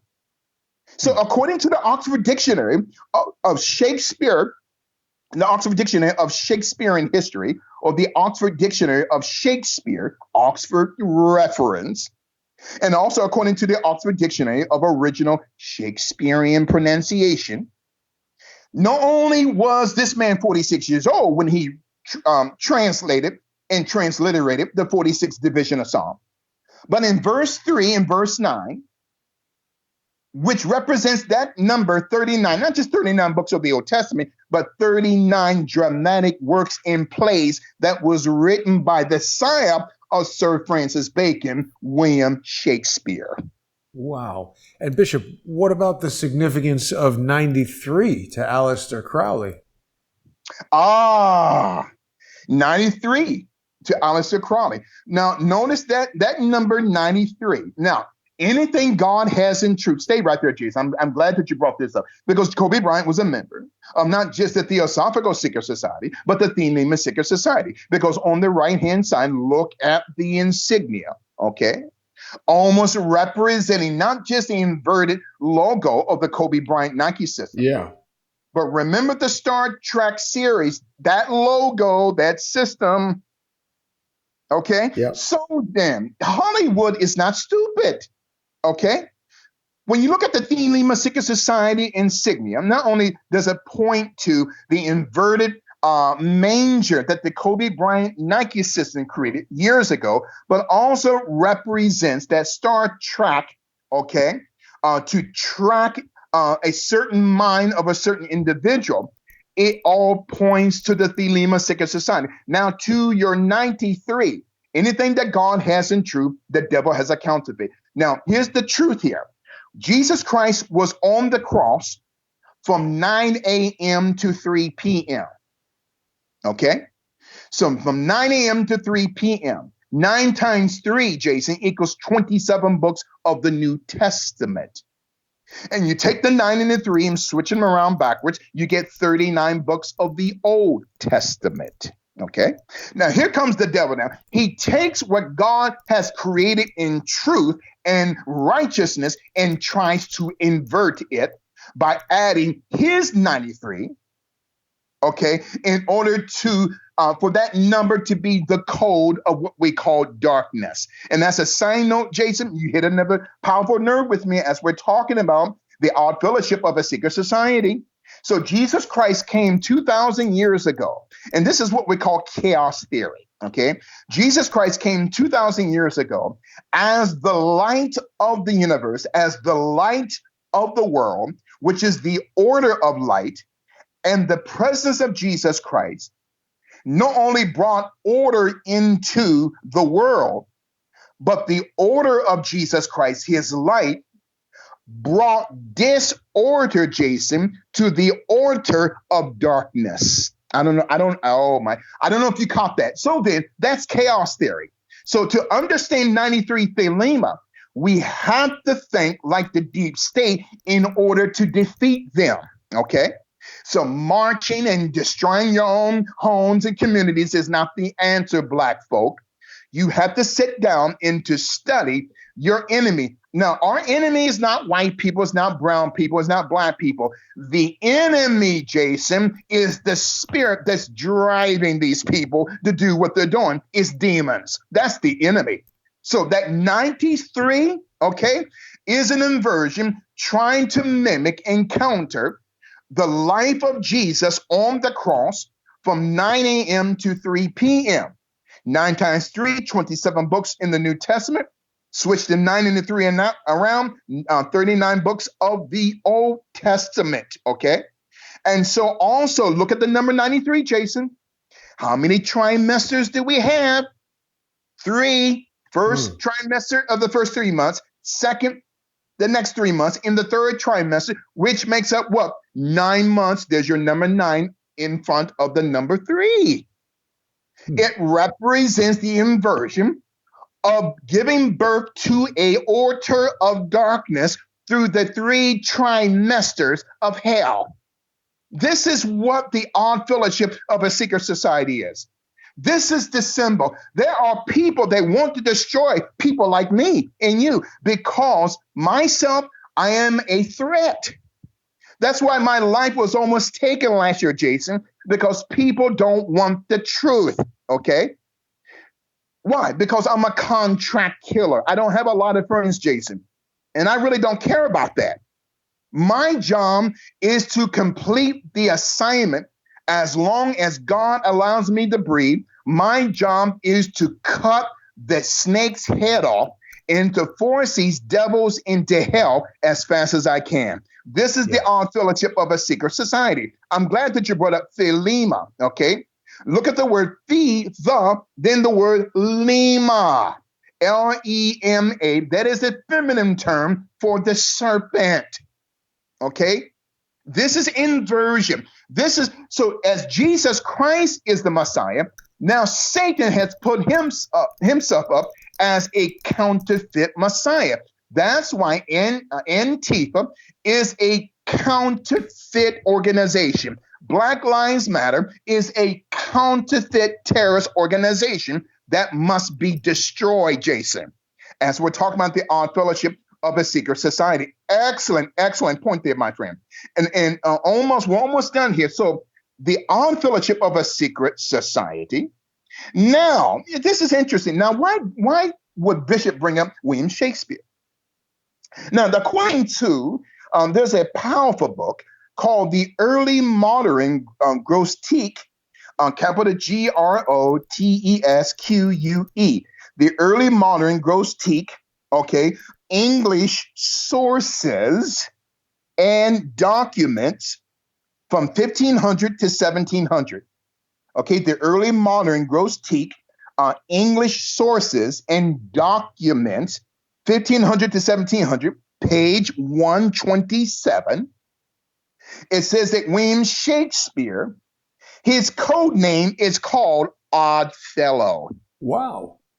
So the code name for William Shakespeare, that the code name for President Trump is POTUS. The code name for William Shakespeare is Oddfellow. So years and decades before the Odd Fellowship Secret Society was even created, the embodiment of a man called William Shakespeare, whose real name is Sir Francis Bacon, he was the first Odd Fellow secret society within a human body. You want to hear something interesting, Bishop? What's that, sir? What you're saying about these guys having alternate names, that really resonates with me because I've observed that for years now. since I started on Crowdsource the Truth on YouTube, I've been kind of, I guess you'd say, beset on all sides by social engineers who want to destroy the channel. They want to dissuade people from sponsoring the show. They come into the comments here with fake names and stupid comments trying to prevent people from sponsoring you on paypal.me/GSRR Media Group, or preventing people from going to Patreon and Subscribestar. But one of the very first guys to initiate this process used the fake name Francis Bacon. Look, see, see, Jason, you just answered my point. I do not waste time.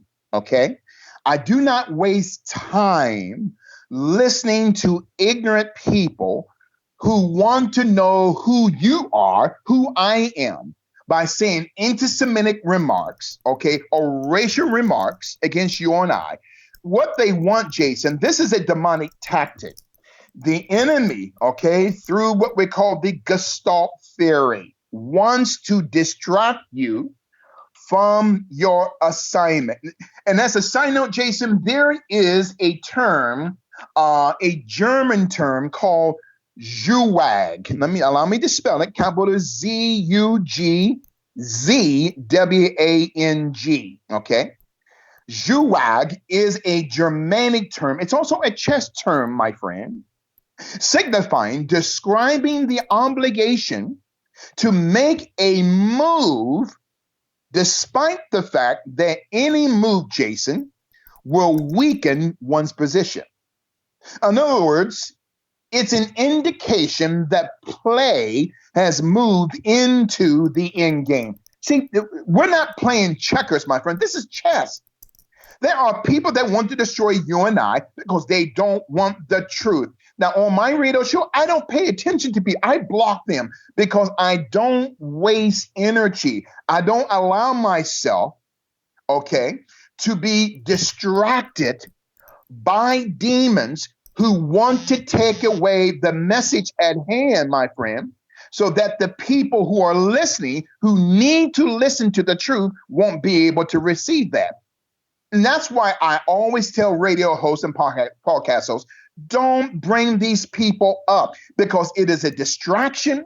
They win and you lose when we're talking about the odd fellowship of a secret society. So this term Zugwag, this is what President Trump is a genius, okay?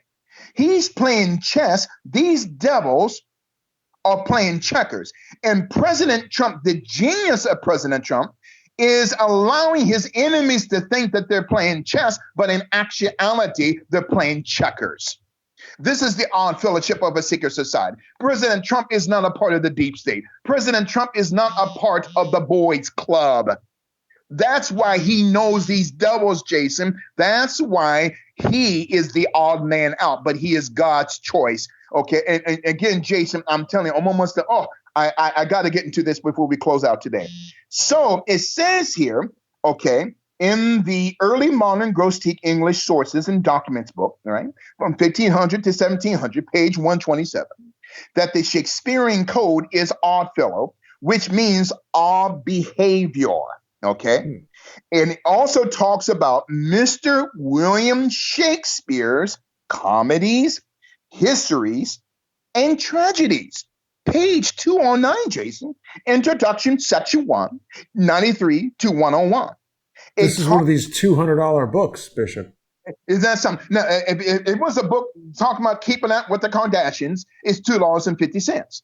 Now, if it's true, this is what I'm saying. This is how the deep state is, okay? When we're talking about the odd fellowship of a secret society. Jason, thank you so much for bringing that up. So William Shakespeare, comedies, histories, and tragedies, page 209, introduction 1, 93 to 101, it talks about William Shakespeare was the original Odd Fellow. His code name was Odd Fellow, okay? When we're talking about the odd fellowship of a secret society, okay? Now, remember, again, William Shakespeare is the original Odd Fellow, okay, which gave birth to many Masonic lodges, like Masonic Lodge 1 of the Shakespearean Lodge 1, Lodge 2. They're all over the world. Shakespearean lodges or incubations, Jason, are designed only for the elite who specialize in both philosophy and tragedy. They specialize in both philosophy and tragedy. And I believe some long time ago, maybe a year ago, I heard David Hawkins, either on your show or on another program, talk about the terms death betting.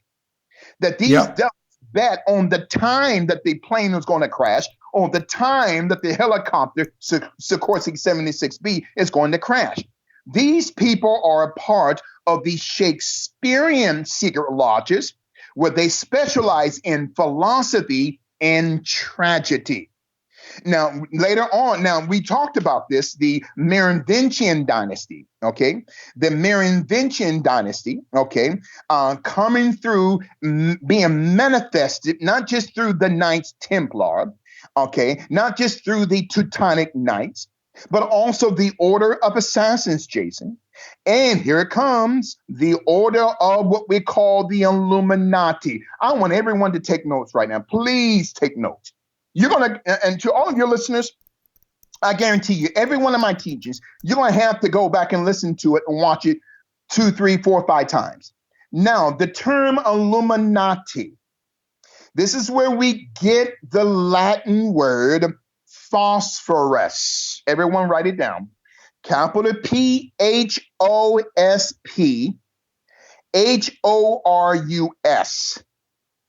So phosphorus means counterfeit light.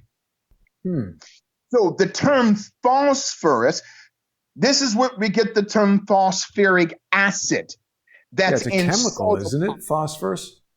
Yes, there you go, phosphorus. Now, Jason, notice, you hit another nerve with me. Notice the last 5 letters of the word phosphorus. It reveals the word Horus. Oh, wow. That's the all-seeing eye.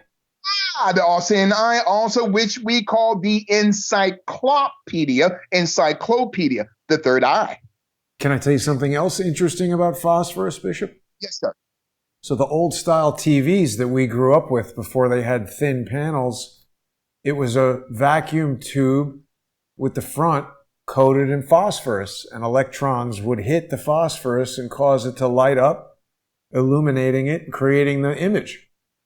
Oh my God, Jason! Again, you're probably one of the smartest hosts I've ever been a part of. I've been on shows where the host is so dumb he was dumber than dirt. But you're the smartest host. I'm serious, and so I like to engage. I don't mind people disagreeing with me, but don't be disagreeable. That's not what you're doing. This is and this is the DNA of the bishop, as we're talking about the odd fellowship of a secret society. Excellent, Jason. So that term Illuminati, when Shakespeare was a Illuminati member, okay, long before there was an Adam Weishaupt. Adam Weishaupt did not create the Illuminati, as we've been taught, going back to 1776 in Bavarian Germany. No, he was the face, just like Albert Pike and Nathan Bedford Forrest were the faces of the Klan, representing the Rothschilds, right? And Judah Philip Benjamin back in September of 1865 in Pulaski, Tennessee. So who created the Illuminati? Jason, the person, the entity that created the Illuminati, that person is called Lucifer, what we call Lucifer, to decipher. So the term Lucifer in Isaiah 14 and 12, that term Lucifer means to decipher what? Counterfeit light. This is where we get the term Illuminato, the North American Trade Organizational Alliance. Illuminato, Illuminati. Now that term phosphorus means counterfeit light. This is where we get the term phosphate. Write it down, capital PHOSP, stop. Then the last 4 letters reveals the word hate, HATE, phosphate. So phosphorus creates phosphate, which also is mutated into a trisodium, which we call hexaphosphate. Capital Hexa, hex, which means to curse or to accurse. Then the term phosphate, okay? So hexaphosphate is an ingredient that's in soda pop. Wow. Now, the bishop's not saying don't go out and buy soda drink. I'm just teaching everyone that these words that are Latin interpretations for the term Lucifer in Isaiah 14 and 12 are some of the ingredients that's in soda pop, Pepsi, and Coca-Cola. Why would these companies create an ingredient that is connected to a fallen entity called Lucifer? Why? Because the deep state, through the armed fellowship of a secret society, we are drinking death. We're eating death. Because we are ingesting the very algorithm of what we call Luciferianism. This is the armed fellowship of a secret society. So Illuminato or Illuminati, Lucifer, phosphorus, Horus, third eye, phosphate, hate, Antifa, Black Lives Matter, a chemical compound, a chemical property. Then the term inositol, capital Inositol, which gives birth to a second chemical, hexaphosphate. Hex, which means to put a curse. Oh, they're not trying to do that to President Trump? Creating little baby dolls that looks like President Trump, President Trump is the only president in history, from my research, that these witches, not just from Antifa, and yes, these three witches, okay, Alicia Garza, okay, Opa Tometi, okay, and Patrice Cullors, who created the Black Lives Matter, they are witches. Jason, I have no fear in me. I'm willing to die. Why? Because I believe that the deep state is going to be, stay right there. Yeah, excellent, Jason. And if you can really blow this picture up on with the first sister on the right, okay. Well, she got it here printed on her. This is my advice for the audience is if you're thinking of tattooing something on your chest, don't do that. Don't do that. And Jason, maybe we can give your listeners homework for next week. What does that tattoo represent? Okay. And talking about the armed fellowship of a secret society, and all these three women are not just boulets. Okay, check it out. Don't believe the bishop, check it out. But also they're all a part of the armed fellowship secret society. It's all layered. So when we talk about these are witches, not because they're women, no. They're witches, Jason, because they're carrying a demonic psyop of destruction, where they want to destroy the Constitution, the Declaration of Independence, so that the nation can have not the Declaration of Independence, but a declaration of dependence on who? The system. And they want to take away your right and my right through the Second Amendment, the right to bear arms. That's through the Bill of Rights. It's not going to work. So when you talk about Lucifer, hexaphosphate, phosphorus, Horus, third eye, phosphate, hate, hexagram. Okay? 6-pointed so-called Star of David that's on the flag of Israel. And listen to my Jewish brothers and sisters. Now, if I am Benjamin Netanyahu, I will go to the Knesset and demand that symbol, okay, be removed from the flag of the state of Israel, because that is a 6-pointed hexagram that's rooted in witchcraft, divination, has nothing to do with the Jewish people. Thank you so much, Jason. Now, look at that. Now, look at this, and you may mention at the beginning of the broadcast through one of your listeners, 3 points, a trichotomy, 3 links, right? So now how many spaces do we have in between these 6 points? Let's count them. 1, 2, 3, 4, 5, 6, 7. So you got 6 points, but inside of what we call spaces, So space 1 at the top, space 2 at the bottom, space 3 and 4 at the upper side, okay? And then 1, 2, 3, 4, 5, 6, then 7 in the middle.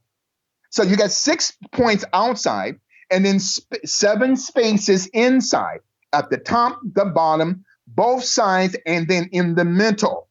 Now, remember I said a few minutes ago, my friend, Satan is not just an illusionist. He works through what we call inversion. Whatever God has in truth, the devil has a counterfeit. And here's the counterfeit. Jesus Christ, the truth, came through 42 generations, according to the gospel, according to St. Matthew. So Jesus Christ came through 42 generations. From Abraham to Christ is 42 generations. And if you go back even further to Adam, it's 75 generations. So here on this symbol, you got 6 points and 7 spaces within these 6 points. 7 times 6 equals 42. So since Jesus, our Messiah, came through 42 generations, a counterfeit Messiah, Lucifer, false fate, phosphorus, okay, hexaphosphate, comes through his 42 generations. Jason, it is a counterfeit. So the precious people of Israel, and I am pro-Israel, Jason, because as a bishop, as a minister, I'm pro-Israel. The Bible tells us that whoever blesses Israel, I will bless. That's what God said. And whoever curses Israel, I will curse. So remove that logo and put in maybe the cross of Jesus or another logo that represents something from a biblical in a route going into what we call the precious Torah. That symbol is a creation of the Rothschilds. The building called the Knesset. It was built in the shape of a Rothschild psyop. It's rooted in witchcraft. So this 6-pointed hexagram with 7 spaces inside, 7 times 6, 42. Whatever Jesus has in truth, Christ coming through 42 generations. In Matthew 1, the devil wants the same thing because the devil is a counterfeit. So the Latin word corresponding, boy, I'm excited now. So the Latin word that's corresponding to the Greek word for Lucifer is phosphorus, capital Phosp. But now what are the last 5 letters, students? Is capital Horus, Horus, okay? That's the third I, okay? Now, here's this term Lucifer. You spell it backwards through inversion, you get the Latin Vulgate word recycle. What does that mean? The recycling of fecal matter. That's what Lucifer, Satan, the devil is. When you talk about the psyop called LSD, what is the first letter of Lucifer? L. Satan, S, devil, D, there's your LSD. Now, people are going to say, that's not what it means, Bishop. Listen, my job is to take people into a spiritual dynamic, okay? Stop thinking like a slave. Stop thinking like a person within the matrix and begin to ingest the red pill teaching of what I'm presenting today as we're talking about the odd fellowship of a secret society. Now, as a side note, Jason, this is going to blow your mind. Now, remember, you're talking about the Merovingian dynasty, okay? That's connected to the Franks, right? We're talking about the Sabbatean Frankish bloodline. So the Merovingian, okay, dynasty, which goes back to at least 751 AD, okay, going back even further to the middle part of the 5th century, as we're talking about the odd fellowship, okay, of a secret society. Now, the question is, what does the Merovingian dynasty have anything to do with the Odd Fellowship Secret Society? Okay, glad you asked. So there was a ruler by the name of Clovis, capital Clovis. He established what we call the Merovingian dynasty. Okay. And now the Merovingian dynasty can be seen in movies like The Da Vinci Code. And one day I want to have Dan Brown on my radio show because one of the lies that's in his show, in his movie, in his book, that I really want to respectfully bring him to task on is the bloodline of through the priory of Sion, capital Sion, that Mary Magdalene had a child by Jesus. That's a lie from the pit of hell. Now, I don't have time to get into that today, maybe next week in connection to volume 3, when we're talking about the odd fellowship of a secret society. So the priory of Sion, we're talking about the global Shakespearean lodges, okay? They are practitioners of philosophy and what we call tragedy. So the Merovingian dynasty through Clovis, okay? Now, Clovis, okay, is a psyop word meaning Merovich. Now, allow me to spell it, capital Merovich. So Merovich or Meroveus, capital Meroveus, that he has a code name called Clovis, okay? And his grandfather's name was Clovis the First, which actually was Merovich or Meroveus, which means Merovingian. So the Merovingian bloodline, which produced, right, the Sabbatean Frankish Empire, that has produced what we call the Odd Fellowship Secret Society, which also is of Khazarian blood. Okay, I'm not talking about the precious Jewish people. I am talking about these tentacles of this global Baphomet Luciferian deep state secret society. So Merovingian, or the code term for Clovis, okay? Clovis the First was the grandfather of the Merovingian dynasty, okay? Just like the psyop word for Francis Bacon is William Shakespeare. Remember Psalm 46?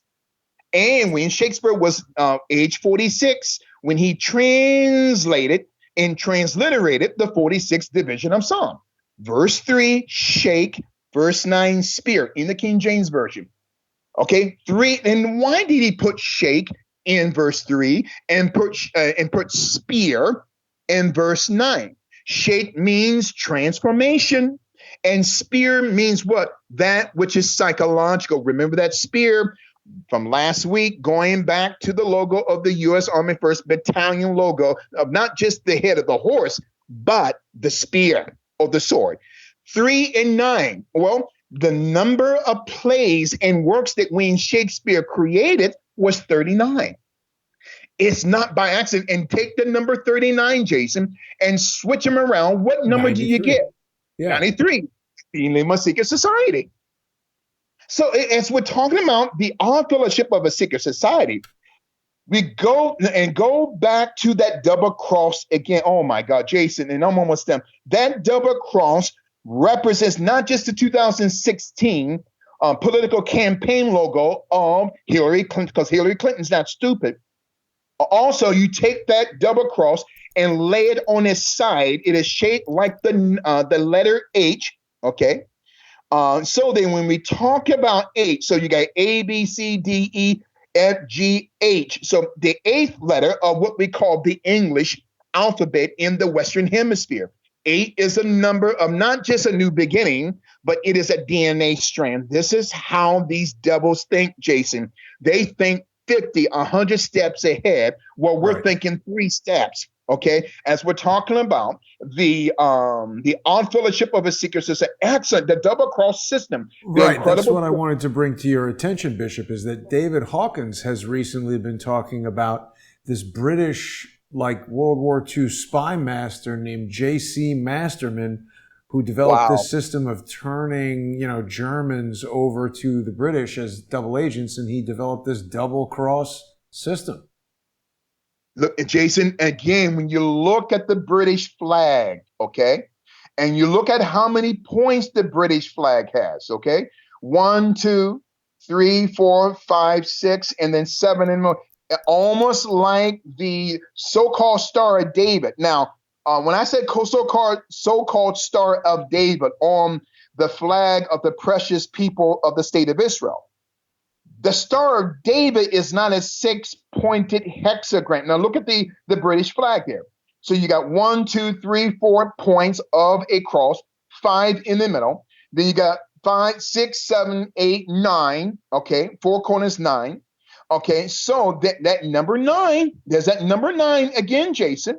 When we get back to 9 and 3, right, the theme of secret society, okay, or 39 backwards. So then Shakespeare had 39 works in plays. So he translates on Psalm 46 when Shakespeare is 46 years old and translates verses 3 and verse 9, which represents not just Shakespeare through codology, but also when Shakespeare produced 39 works and plays of philosophies and what we call tragedies. Jason, these devils are creating the psyop in flags, okay? When we're talking about the odd fellowship of a secret society, in that British flag, it is also connected to this so-called Star of David. Newsflash, the Star of David is the Lord Jesus Christ. The Star of David is not a 6-pointed hexagram. That was also a part of the Rothschild Red Shield going back to the 1500s.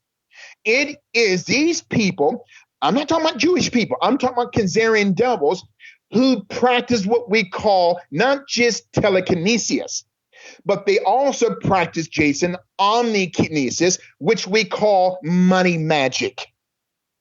So we're going to talk about that next week concerning the odd fellowship of a secret society. So then omnikinesis, omni means all, kinesis means manipulation. This is where we get the term witchcraft. I'm not just talking about lighting candles and cutting off birds' heads. No, witchcraft means manipulation. When people want to come on and try to disrupt you and I and accusing you of doing something, accusing me, that's witchcraft, Jason. And the thing is, we must never give in to this. It is our job to stay on task because these devils who created these symbols, and I'm glad that you brought up 93, okay, the Thelema Secret Society. The devil wants to counterfeit what God has created. In other words, the devil wants to call Christian, Christine, or Christian, and wants to call Tammy, Tom. That's inversion. You look at Dwayne Wade. The order of God is Zion, his son. But the disorder from Satan, what we call inversion, Zion wants to become Zaya. That's inversion, Jason. That's disorder. Excellent picture there. Now, remember some weeks ago, maybe a month or two ago, and if you notice the braids on the top of the head of Dwayne Wade, it represents one of those symbols that the FBI put out some years ago, declassifying one of those symbols that Dwayne Wade has uniquely had his hair into these symbols of what the pedophile underground network uses in this country and around the world. My question is, why would Dwayne Wade allow someone to do that? Because Dwayne Wade, Jason, has been buck broken. Okay, and we're talking about the odd fellowship. There you go, right there. Okay, boy lover. Why would Dwayne Wade have that on his head? Now his son is become Zion. Wait a minute now. Zion is not 18 years old yet. He's a child. So Dwayne Wade has to be the man and the father. No. Now, if you're 18, you can do what you want to do. But see, it tells me, Jason, that Dwayne Wade he's no longer in control of his life. This is the Boule Secret Society. That's why they took out Kobe. Because Kobe said, listen, I am sick and tired of being buck broken. Okay? Look at these men. These young men have become emasculated. That's a part of the Odd Fellowship Secret Society. It's all about power, Jason. It's all about control. And now you're going to see Dwayne Wade rise. And I'm going to say this, Jason. Jason, I thank God for you, man, for bringing up Dwayne Wade, because you hit a trigger with me. Dwayne Wade, if every one of your listeners get a chance, look up on YouTube. Dwayne Wade was on the Ellen DeGeneres show some time ago. And there was a young man by the name, there was a case in Antioch, Tennessee, okay, this young man had saved a lot of people there was a shooter, okay, in and at a Waffle House in Antioch, Tennessee, James Shaw Jr. James Shaw Jr., okay, capital SHAW. James Shaw Jr. was a young African American man that was eating at a Waffle House in Antioch, Tennessee at 3:25 a.m. in the morning. James Shaw is a Boule Secret Society member. Now, I'm not saying that shooting was staged, Jason. Okay, let me say it again. James Shaw is a member of Omega Psi Phi, the same fraternity that Louis Farrakhan is a member of. James Shaw Jr. is a Boule. He's white, though. What's that? Is he white? He looks white in this picture. No. The shooter. Travis was white. Right. Yes, James Shaw right. Jr. Is an African American man, okay, who is I believe he is an engineer, okay, for I think AT&T, but he went to James Shaw Jr. and his friend Brennan McMurray, who is also Omega Psi Phi.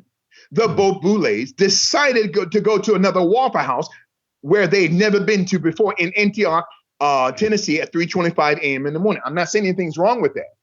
James Shaw Jr., who is a hero, one of the people that got shot, one of the 4 people that got shot in that Waffle House, was a gun advocate for the right of Americans to have a gun. One of those 4 people, there you go, Jason. One of those 4 people that were killed at that Waffle House was a person that was pro-gun. Isn't that interesting? James Shaw Jr., when he's appearing on talk shows, he's not wearing that bandage, Jason. And again, I'm not saying that the thing was staged. I'm saying that these Boule people are set up to create what we call a manufactured crisis. And now this young man is running to be mayor of the city of Nashville, Tennessee. Wow. It's not by accident. And there was another man out of El Paso, Texas, okay? This young man, I believe he was in the service in the Army in El Paso, Texas, that a few years ago, that there were, I believe, maybe 22 people that got shot in this El Paso, Texas shooting, okay? Now, this was it a Walmart? Yeah, no, yes. I think so. Yes, I think so.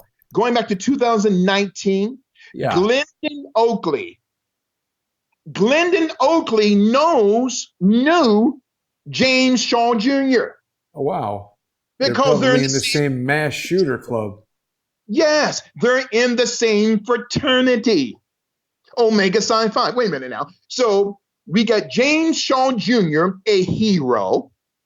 Okay. Then Glendon Oakley the following year, a hero in El Paso, Texas. But yet they found the body of Glendon Oakley on an army base sometime after his so-called hero protection of these people.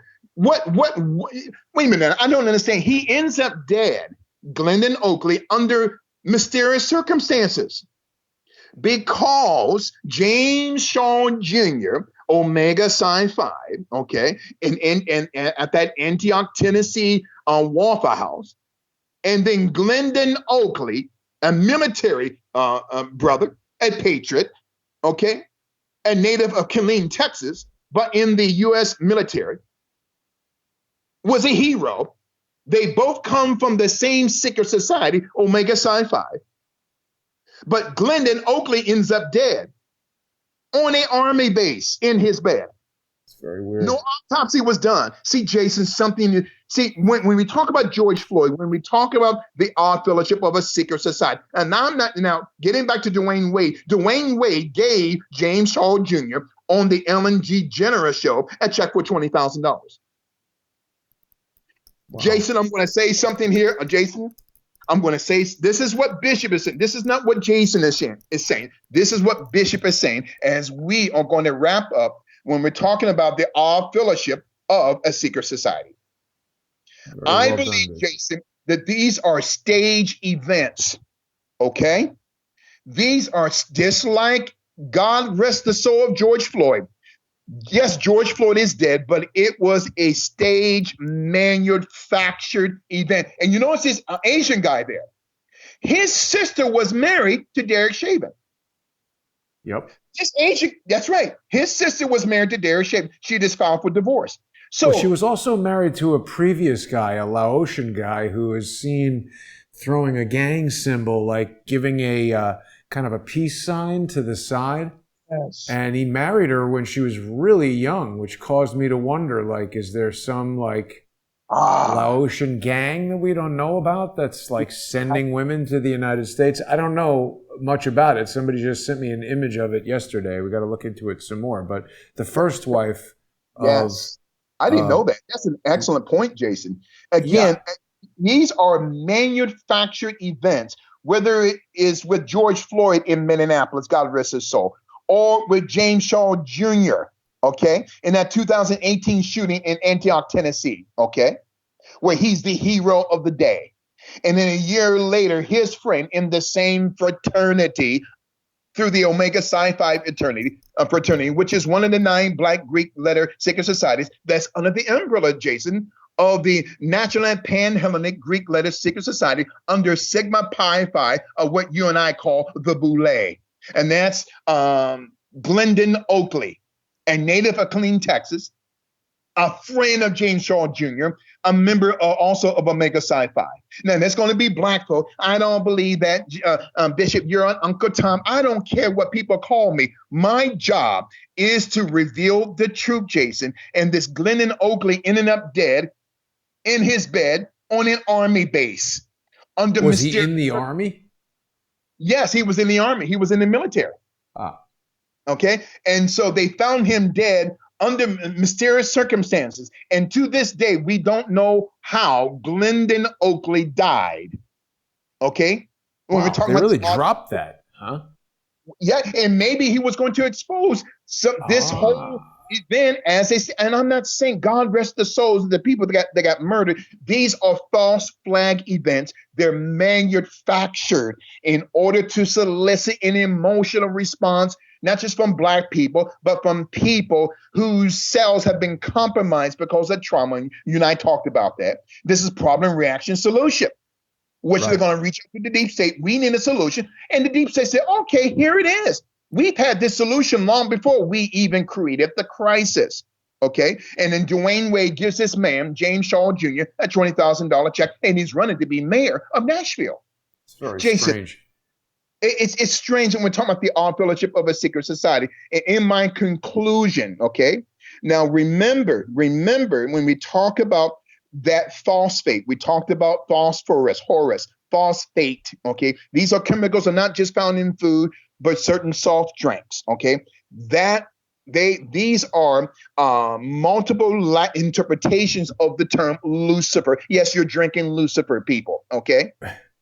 Now, when we're talking about the All Fellowship of a Secret Society, and there is another Latin extension of the term phosphate, phosphorus for Lucifer, and this term is called Heosophos. Now, let me despair. He's Heosophos. Capital Heos, P, then Horus. Okay, Heosophos, which means counterfeit light. Okay, when we're talking about the All Fellowship of a Secret Society and the God of, not just the All Fellowship Secret Society, going back to the Teutonic Knights, going back to the Knights Templar, is the God Baphomet, a half a man, a half a woman, a half goat. Now, Jason, please, before we sign off today, please go to Google Images and type in Bishop Eddie Long is carried as a king or on a chair. He's lifted up on a chair. Bishop Eddie Long, the late Bishop Eddie Long, God rest his soul. I'm not here to trash him, black folk. Just hear me out, okay? So, going back into the early years of the creation of what we call the Knights Templar, which was created in Jerusalem, Israel, in 1100 in 1980. Okay. And so then there was a so-called messianic um, priest, okay, a rabbi, okay, named Rabbi Messner. I believe he's out of Denver, Colorado, okay, which according to a lot of true messianic rabbis, this Rabbi Messner is not only not a true rabbi, he's not even Jewish. Another topic for another day. But there's a picture where this Messner character from Denver, Colorado, speaks at Eddie Long's church and puts Eddie Long on this chair, puts a crown on Eddie Long's head. Okay, there you go. And has, I believe, two black men or more, lift Eddie Long up. This is like his bar mitzvah or something. Yes, yes. This is an abomination, because when we go back to the early years of the Knights Templar. But why is it an abomination? If he's studying Torah, he can have a bar mitzvah. No, here's the abomination. The abomination is lifting him up as if he's God. That's what Messner said, that Eddie Long was God, and he put a crown on him. Now, the Bible tells us in Isaiah chapter 43, when God says that there is no other God or Savior beside me, okay? And God said in Isaiah 43, he talks about that there is no other Savior, no other God before him, and my glory I will not give nor share with another. Now, Eddie Long, and again, God rest his soul, okay? Now, he's lifted up on this chair. Now, going back in the early years of the Knights Templar, and there's old pictures of the Knights Templar lifting up a Baphomet stuffed animal. I kid you not, Jason. Half man, half woman, half goat. The Knights Templar. If you type in Knights Templar, Knights Templar lifting Baphomet, there would be pictures and photos, okay, of the and sketches of the early Knights Templar, okay, lifting Baphomet up, okay, on their shoulders as he's sitting on a chair, unless they had already removed that picture. So then the Knights, so the Knights Templar, and to your listeners, get a chance, look up the Knights Templar lifting up Baphomet as Baphomet is sitting on a chair, okay? So what connected Eddie Long to the Knights Templar worshiping Baphomet? I believe it incurred the wrath of God on Eddie Long. God rest his soul, okay? Go back, Jason, go back. I just saw it. I closed it. I'm sorry, Bishop. That was... Can you go back and type, I just saw it. Please type that in, because it's very important. I want the people to see, and go to the upper left-hand corner, the first one. The upper left corner. Yeah. There you go. Expand that, please. Oh, yeah, I see. There you go. And I don't know if you can expand it a little bit more than that. That's the biggest it goes. Then, think of Eddie Long. Yeah, they've got and the those chair here. At Eddie Long's church in Atlanta, Georgia, lifting Eddie Long, and think of the Knights Templar lifting Baphomet. That's why the wrath of God came on Eddie Long. God rest his soul. God will not be mocked, Jason. For whatsoever a man soweth, that shall he also reap. So think of Eddie Long in that picture being lifted up on the chair, and think of the Knights Templar lifting Baphomet on their shoulders, and think of the funeral procession of George Floyd, of black men lifting the coffin of George Floyd on their shoulders. It's all rooted going back to the Merovingians, to the Prior Sign, to the Knights Templar, okay? And also to the Jesuit Secret Society. Who was George Floyd? Who was he connected to? Was he 6'4"? Was he 6'6" and a half? 6'6" and a half. You talked about that last week, 6'6". I screwed up, though, because half would be 0.5. Half 0.5. an inch. Yeah, there you go. And correction, man. Thank you so much for bringing that correction to the forefront. But the coffin was for a 6'1" Right. Wait a minute, something is wrong. And I'm getting some emails coming in by people saying they were absolutely blown away of seeing not only Eddie Long on that chair, but comparing that picture of Eddie Long on that chair being lifted by black men to the original picture of the Knights Templar lifting Baphomet. So Eddie Long becomes Baphomet.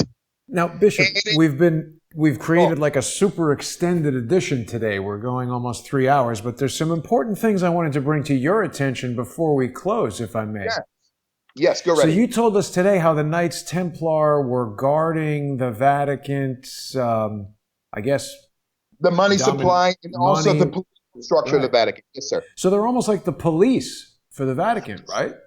Yes, yes, sir. And They we've are. spoken about Mhm. how the last week we looked at the Oddfellows Lodge in Minneapolis and how it was connected to the building that contained the Nuevo Rodeo restaurant where Derek Chauvin of the Minneapolis police worked My with God. George Floyd. So there's sort of a connection there. I went Wow. end of last week to the original Oddfellows Lodge here in New York City. And I'm just showing a picture of it here on Google Earth. It's no longer the Oddfellows Lodge, and as far as I'm aware, there's no active Oddfellows Lodge in New York City. But it's an impressive building. It's kind of amazing to me that it's not used for something else. There's kind of a vertical representation of the three chain links on these pillars. I don't Wow. know if you can see that, but they got those three things there. And then Yes. in the bricks, they have three lines. I didn't really see anything on the building. Like, see, these air conditioning units caused me to think that perhaps somebody is in there. Why would you have these air conditioners if it was totally abandoned? But the building really looks like a wreck. I mean, this photo was taken before all the rioting, and there's wood over the windows. The thing that I found really interesting is that it's right across the street from this building, which, if you look at the temple on Jeffrey Epstein's island, the masonry is like this. It's got these kind of lines coming from the side. You know, that little St. James Island. Let me show you that so you can compare the temple on there, because nobody really has told us what that little St. James Island temple is all about. But, just look at how the archway over the door is sort of similar. See that? Oh my goodness. Wow. And you know what, Jason? Can you go back to the picture you had before, right there? Now, for your listeners, we may not have time today, but on the Ellen DeGeneres or Degenerate show, Yeah. she has that background on her stage on the show. Right. One of those. Yes, of that background, that similar color combination. Mm-hmm. So if you guys, for your homework for next week, examine that to our students and to your listeners today, that what you're seeing of that blue and white structure on St. James Island, okay, that was built for Jeffrey Epstein by the former boyfriend of Naomi Campbell. We brought him a Russian billionaire, right? Uh-huh. This color combination is on not all the shows of Ellen DeGeneres, some of them. Why would she even have this type of schematical print and color combination on the stage? You see, they're all a part of what they call not just the Odd Fellowship Secret Society, but they're all a part. And you know what, Jason? Remember the Oreo cookie, okay?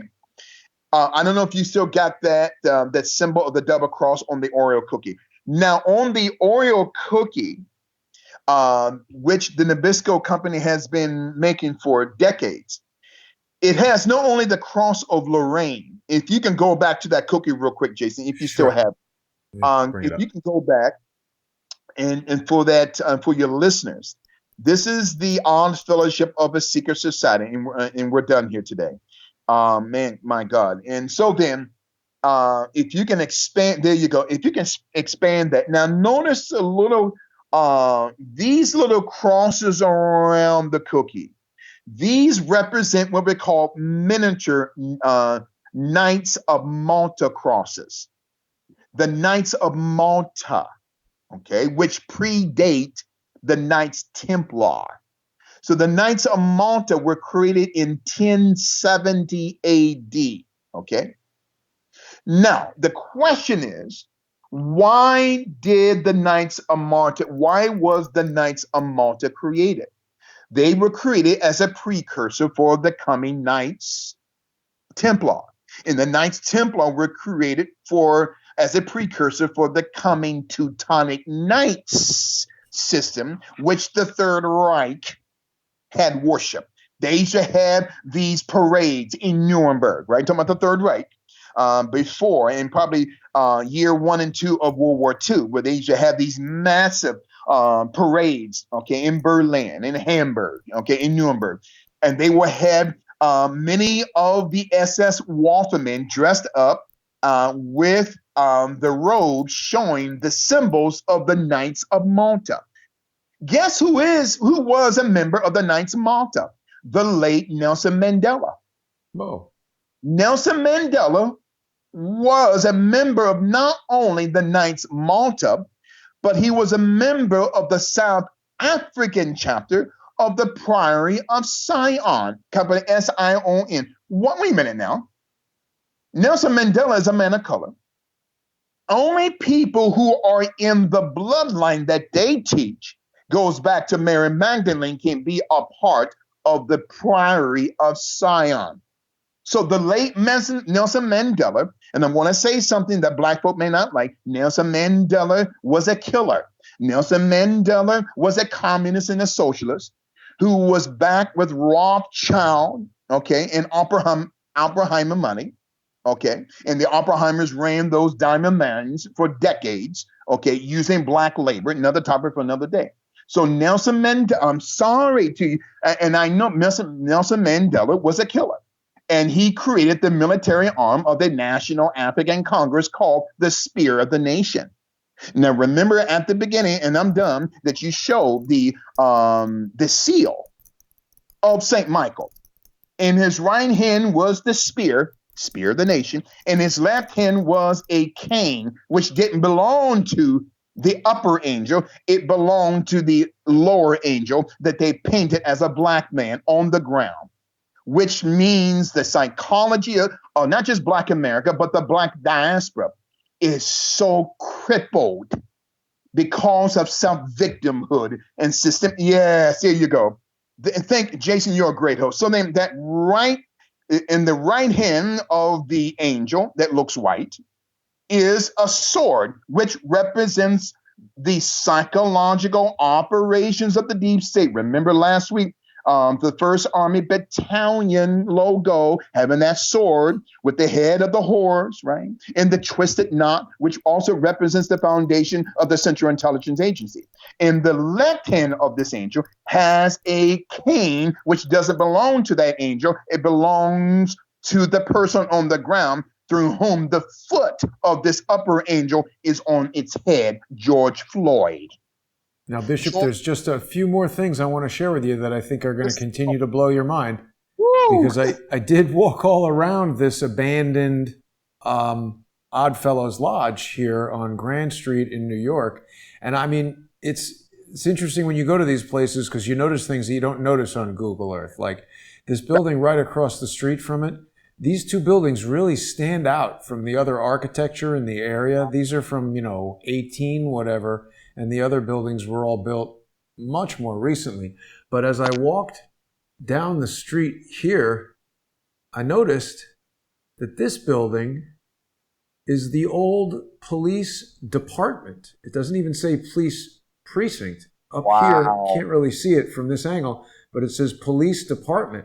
So I think at some point, this was the whole entire police department for New York City. And Bishop, it's right across the street from the Oddfellows place. Hey, Jason, I gotta say, you hit another nerve with me. There's more. Because when I went there, I want to now just transition to some video that I shot just 3 or 4 days ago. Just real quick before I forget, and not sorry to keep you. If you can bring up the logo, the present day logo on Google Images for the NYPD, please do that for me right now. And I'm sorry. Yeah. So, and again, I support the men and women in blue. 99.9% of the men and women in blue in the city and around the country are beautiful men and women, patriots. If you can expand that one on the right, expand it, please, if you can, my friend. Now, notice on the right hand side, to my left, which is the right, which is if you are looking at the logo, it would be on your left, but to the logo's right.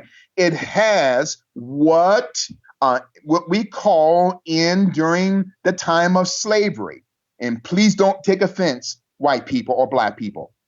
That man has a whip that is called a cracker.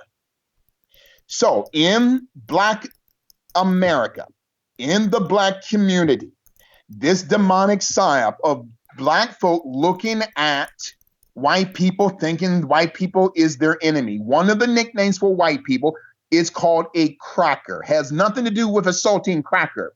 It has to do with a slave owner or foreman having the crack of a whip. That means the cracker. Why would the NYPD have that? Yeah. I love the NYPD. Listen, I support them. They got to amend that. That represents a cracker. Okay. Now, in the middle is the eagle looking not to the west, but to the east. That also represents one of the insignias for the Third Reich. Wow. Yes, for the Third Reich. Okay.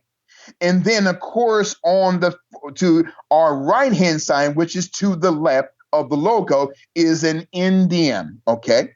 One of the first Indians that had founded what we call New York, okay, which those of the Masonic order called the York Reich Masonic system out of England, okay? They bought New York for $500. Let me say this again. The Indians, God bless their soul, they sold this state for $500 to the Masonic order out of England called the York Rite Order. Now we call it New York. So the state of New York is modeled after the Scottish Rite, York Rite Global Masonic system. Since you have the logo, and then you have the shield below the eagle. At the top of the eagle, right, you have 5 stars, which represents not just the 5 boroughs in our city, right, Manhattan and Brooklyn and the Bronx and Staten Island and Queens, but also the 5 senses of a man, of sight, hearing, taste, touch, okay? You said sight, hearing, taste, touch, okay? And there's a 5th sense, right? And so, and thinking. So we talk about sight, yeah, there you go. And smell, thank you. So sight, hearing, taste, touch, and smell. 5 stars, 5 boroughs, 5 senses, okay? And then you have the balance of the law at the top, okay? So again, but the thing that really stood out to me, and again, I love the men and women of the New York Police Department. I support them. Great men and women who work for the NYPD, okay? They should not be subjugated to abuse because of the 1%, not just in this city, but around the country who happen to be bad cops. But that symbol on the NYPD, that man represents what we call a cracker. Okay, now go ahead, Jason. I just wanted to show that quickly. No, I appreciate that. And then the last thing I'll leave you and the audience with, Bishop, the last mind blow for today is this little video that I took. Notice it says, "Do what you want." And then look at this, Bishop. So this is some graffiti painted with an eyeball that looks very kind of pyramid-ish. It has an upside-down pyramid as the iris.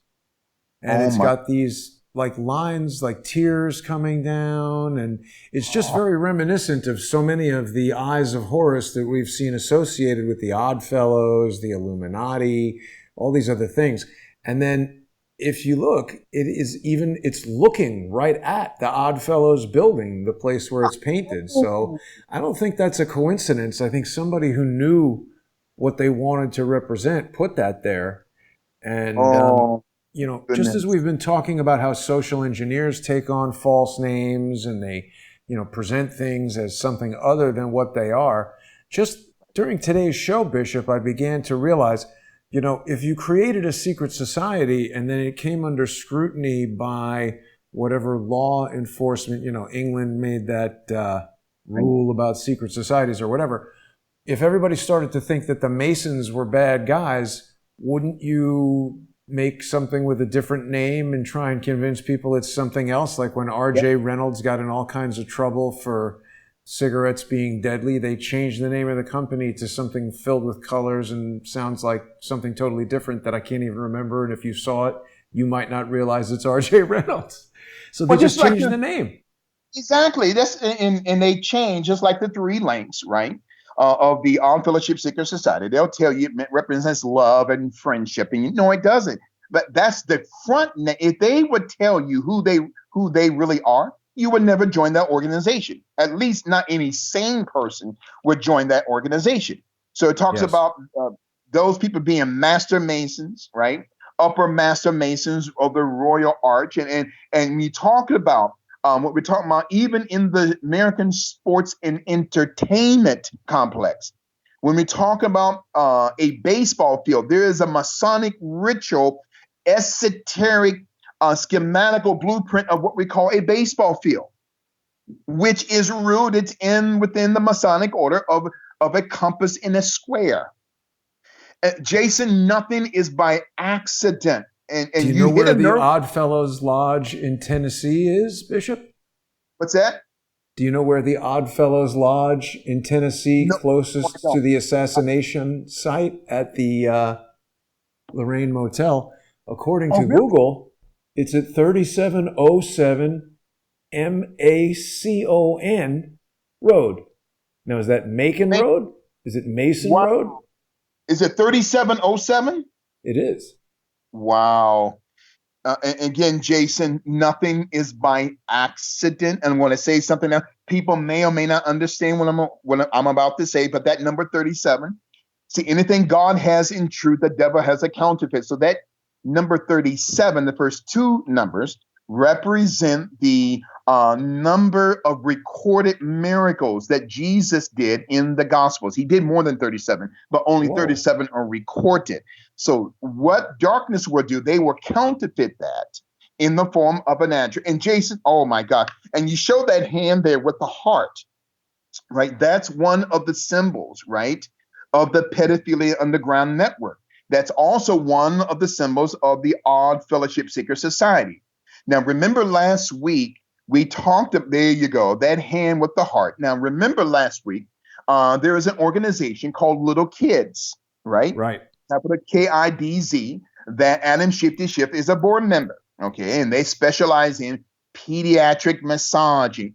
Okay, that's pedophilia. I'm sorry. And so one of the symbols is a hand with a heart in the middle of that hand that you brought up last week. Okay, that's one of the symbols, Jason, that was classified by the FBI a couple of years ago as being tied to pedophilia, to the underground pedophilia network, right? Of that palm with that heart in the middle. I believe it was the Heart Project. Okay, I think it's called the Heart Project of the Little Kids Foundation. Okay. And so why is the federal government on the left subsidizing financially I believe a pedophile organization? I'm sorry.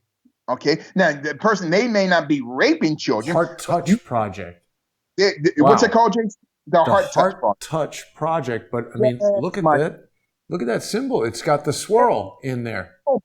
And I challenge your listeners, don't believe the bishop. Do your own research. Look up this pedophile declassified symbols that the FBI exposed, and it matches the logo of the Heart Touch Project created by the Little Kids Foundation. Now, Bishop, the very last thing I want to share with you, because we're really pushing the time here. So you introduced us today to, who was this again with Semper Idem? Yeah. Stuart, House of Stuart. It means always the same or stays the same.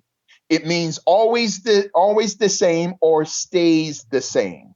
So that's the House of Stuart crest. And notice we got one crown there. We got a lion on the left with a crown. We got the unicorn looking at the lion. And then there's a lion on top. But then when we look at the Rothschild crest, now there's 3 crowns. Look at this. Looks exactly like the thing tattooed on George Floyd. And then it's kind of the same, but 3 crowns. And what did you say? You just said it's kind of what? The same. Well, kind that of term, always the same. that's right. Semper idem is a Latin term meaning always the same. It's a motto of Queen Elizabeth.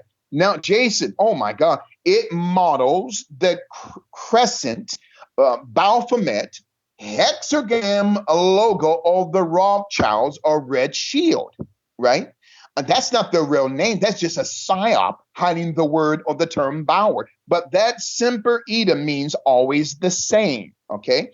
And then remove the letter E from Edom, then you get the word Edom or Adam, which is the acronym for the term Adam. So when we talk about, in our conclusion, the odd fellowship of a sicker society, we went through a lot of information today. And I want to end it with this. Remember, we talked about that this character, right, in Genesis chapter 4, Tubal-Cain. Remember last week, Jason, that you showed the symbol for Tubal-Cain or Tubal-Cain that looks like the Facebook logo, right? Oh, yeah, right. Yes, and it shows 2 thumbs up of 2 different hands that represent that thumbs up, and there you go, on the Facebook, a part of the Facebook social media platform, okay? And notice the knot at the bottom, okay? This is the thinking of the deep state. Through social media, the term media means medium or witch in the Bible, because a person, man or woman, who was a medium in both the Old and the New Testament are witches, Jason. So CNN, it's a witch corporation, whether it's CNN, CNBC, the Crack News Network, CNN, okay, ABC, all of these. So this Facebook, Tubal-Cain, and a Tubal-Cain was a descendant of Cain, and Tubal-Cain was one of the first creators of the Masonic order of engineering, which would produce later, my friend, the Keys of Solomon. You was getting ready to say something. No, I was just saying it's, I mean, we've covered so much material. I had forgotten about this Tubal-Cain, and I was particularly intrigued by it. So it's a good cue for people to, I think that, Bishop, a lot of the shows that we've done, I think you need to probably watch it more than once to just not only keep up, to just even absorb all the information that we're talking. It's difficult for me to keep up, and I'm participating in the conversation. Look at the insignia on what it looks like a hockey stick, or it's this logo for Tubal-Cain, 666. It had, especially at the top. That's right. Oh, so, wow. Yeah, look at that. But it's also got the swirl. See, there you go. It's encoded. Just like Walt Disney, the logo, it has 6666. It's encoded. So these devils are telling you who they are, as we're talking about the odd fellowship of a Secret Society, Volume 2. Powerful, mind-blowing broadcast today. Yeah. Wow. I've never seen that 666 before in Walt Disney, but this thing shows it. 6. You see? So they're telling you who they are. They are Baphomet. They are Luciferic. And they're using, the cartoon industry to manifest pedophilia, same-sex relationships. They're telling you with these little hearts and these little pyramids. Maybe a month or two ago, Jason, you brought up one of these cartoon characters having, and I don't know how you found it, but it was an animal or some type of a bear having a pyramid at the bottom of its foot some weeks ago. So it's telling you, the deep state is telling you, they are proponents of pedophilia, just like Black Lives Matter. When they say no pedo bashing, they are protectors of not just people who are pedophiles. But let me go one step further, Jason. Black Lives Matter, they had just put out an announcement last week that they're going to start targeting churches. Churches, Jason. What? Yes. What does that have to do with Black Lives Matter? Black people go to church? These devils, I'm telling you, and these three witches, these It's got women. nothing to do with Black Lives, Bishop. It's just a total psyop to It's a get psyop. black people Yeah. to want to be a part of it, to get white people to be afraid to question it, Yes. and for them to operate with impunity, doing whatever they want. Well, see, and they're using it, and they're using the emotion and the historical pain and trauma of a people who've never dealt with their past, Jason, because they don't have a relationship with God. And these three women, I'm going to say it again, I don't care who likes it, they're witches, because they're allowing George Soros, they're allowing Barack Obama and Bill Gates and these devils on the left to control them with millions of dollars, Jason, to destroy property, to destroy lives in the name of liberation. That's not liberation. That is total. That is a manufactured crisis. This is a Bolshevik revolution 2.0. That's what this is, Jason. And you know what? I'm going to say this, and we're done today. Black Lives Matter, your days are numbered. Let me tell you, President Trump is going to destroy you. President Trump and Antifa, I'm telling you, these two terrorist organizations, Antifa and Black Lives Matter, their days are numbered. They will be destroyed because we, the American people, are not going to allow these witches and these warlocks to destroy property, to tear down our past in order to give forth liberation. No, and these women are going to end up in prison. I'm telling you, Jason, it's coming, and it's COINTELPRO 2.0. And this is the end of volume 2 of the Odd Fellows of a Secret Society. Jason, you got me so excited as usual, Jason. I'm telling you, and I'm passionate because I love America. Yeah. I love the Constitution. I love the Declaration of Independence and the Bill of Rights. I'm not an African. I'm not named after some white general from the Roman Empire. I'm an American. I'm a man of God. Okay? And that's the end of volume 2 of the Odd Fellowship of a Secret Society. Powerful, powerful teaching here today, my friend. Absolutely, Bishop. Very well presented, and thank you very much for another great presentation. People can hear more of the Bishop by going to liferadionj.com/Gaiters or tuning in the tri-state area to 92.9 FM. I really do encourage people who enjoy the show, even if you like staying here for 3 hours, putting in comments telling me how much you dislike me and the Bishop, you're still here. So that means you want the show to continue, and you should definitely get on to paypal.me/GSRR Media Group to support the Bishop. He puts in tons of work researching this stuff every week to put together these shows. So go to PayPal and make a financial contribution to support the Bishop. You can also make sure that this show keeps going by becoming a sponsor on either Patreon or Subscribestar. You're going to get access to a huge sponsor-exclusive library, and you help the show bring important guests like Bishop Gaiters. You know, a lot of people have been talking about YouTube and Twitter and some of these other platforms shutting people down. You can make sure that you keep your access to Crowdsource the Truth by going to subscribestar.com/crowdsource the truth or patreon.com/crowdsource the truth and becoming a sponsor. Bishop, my mouth is starting to not work, so I need to take a rest for a moment, but we'll be back next week. And thank you for another amazing presentation. Thank you so much, my friend. I'm looking forward to volume 3 next week, next Tuesday, of the Odd Fellowship of a Secret Society. Powerful, powerful days ahead, and I'm excited to be a part of the Crowdsource the Truth family. Thank you, sir. Absolutely, and we're delighted to have you here. I'll see everybody later tonight for more Pain with True Pundits Mike Moore. Get onto Patreon and Subscribestar to enjoy that. Thanks for staying with us, everybody. We'll see you later.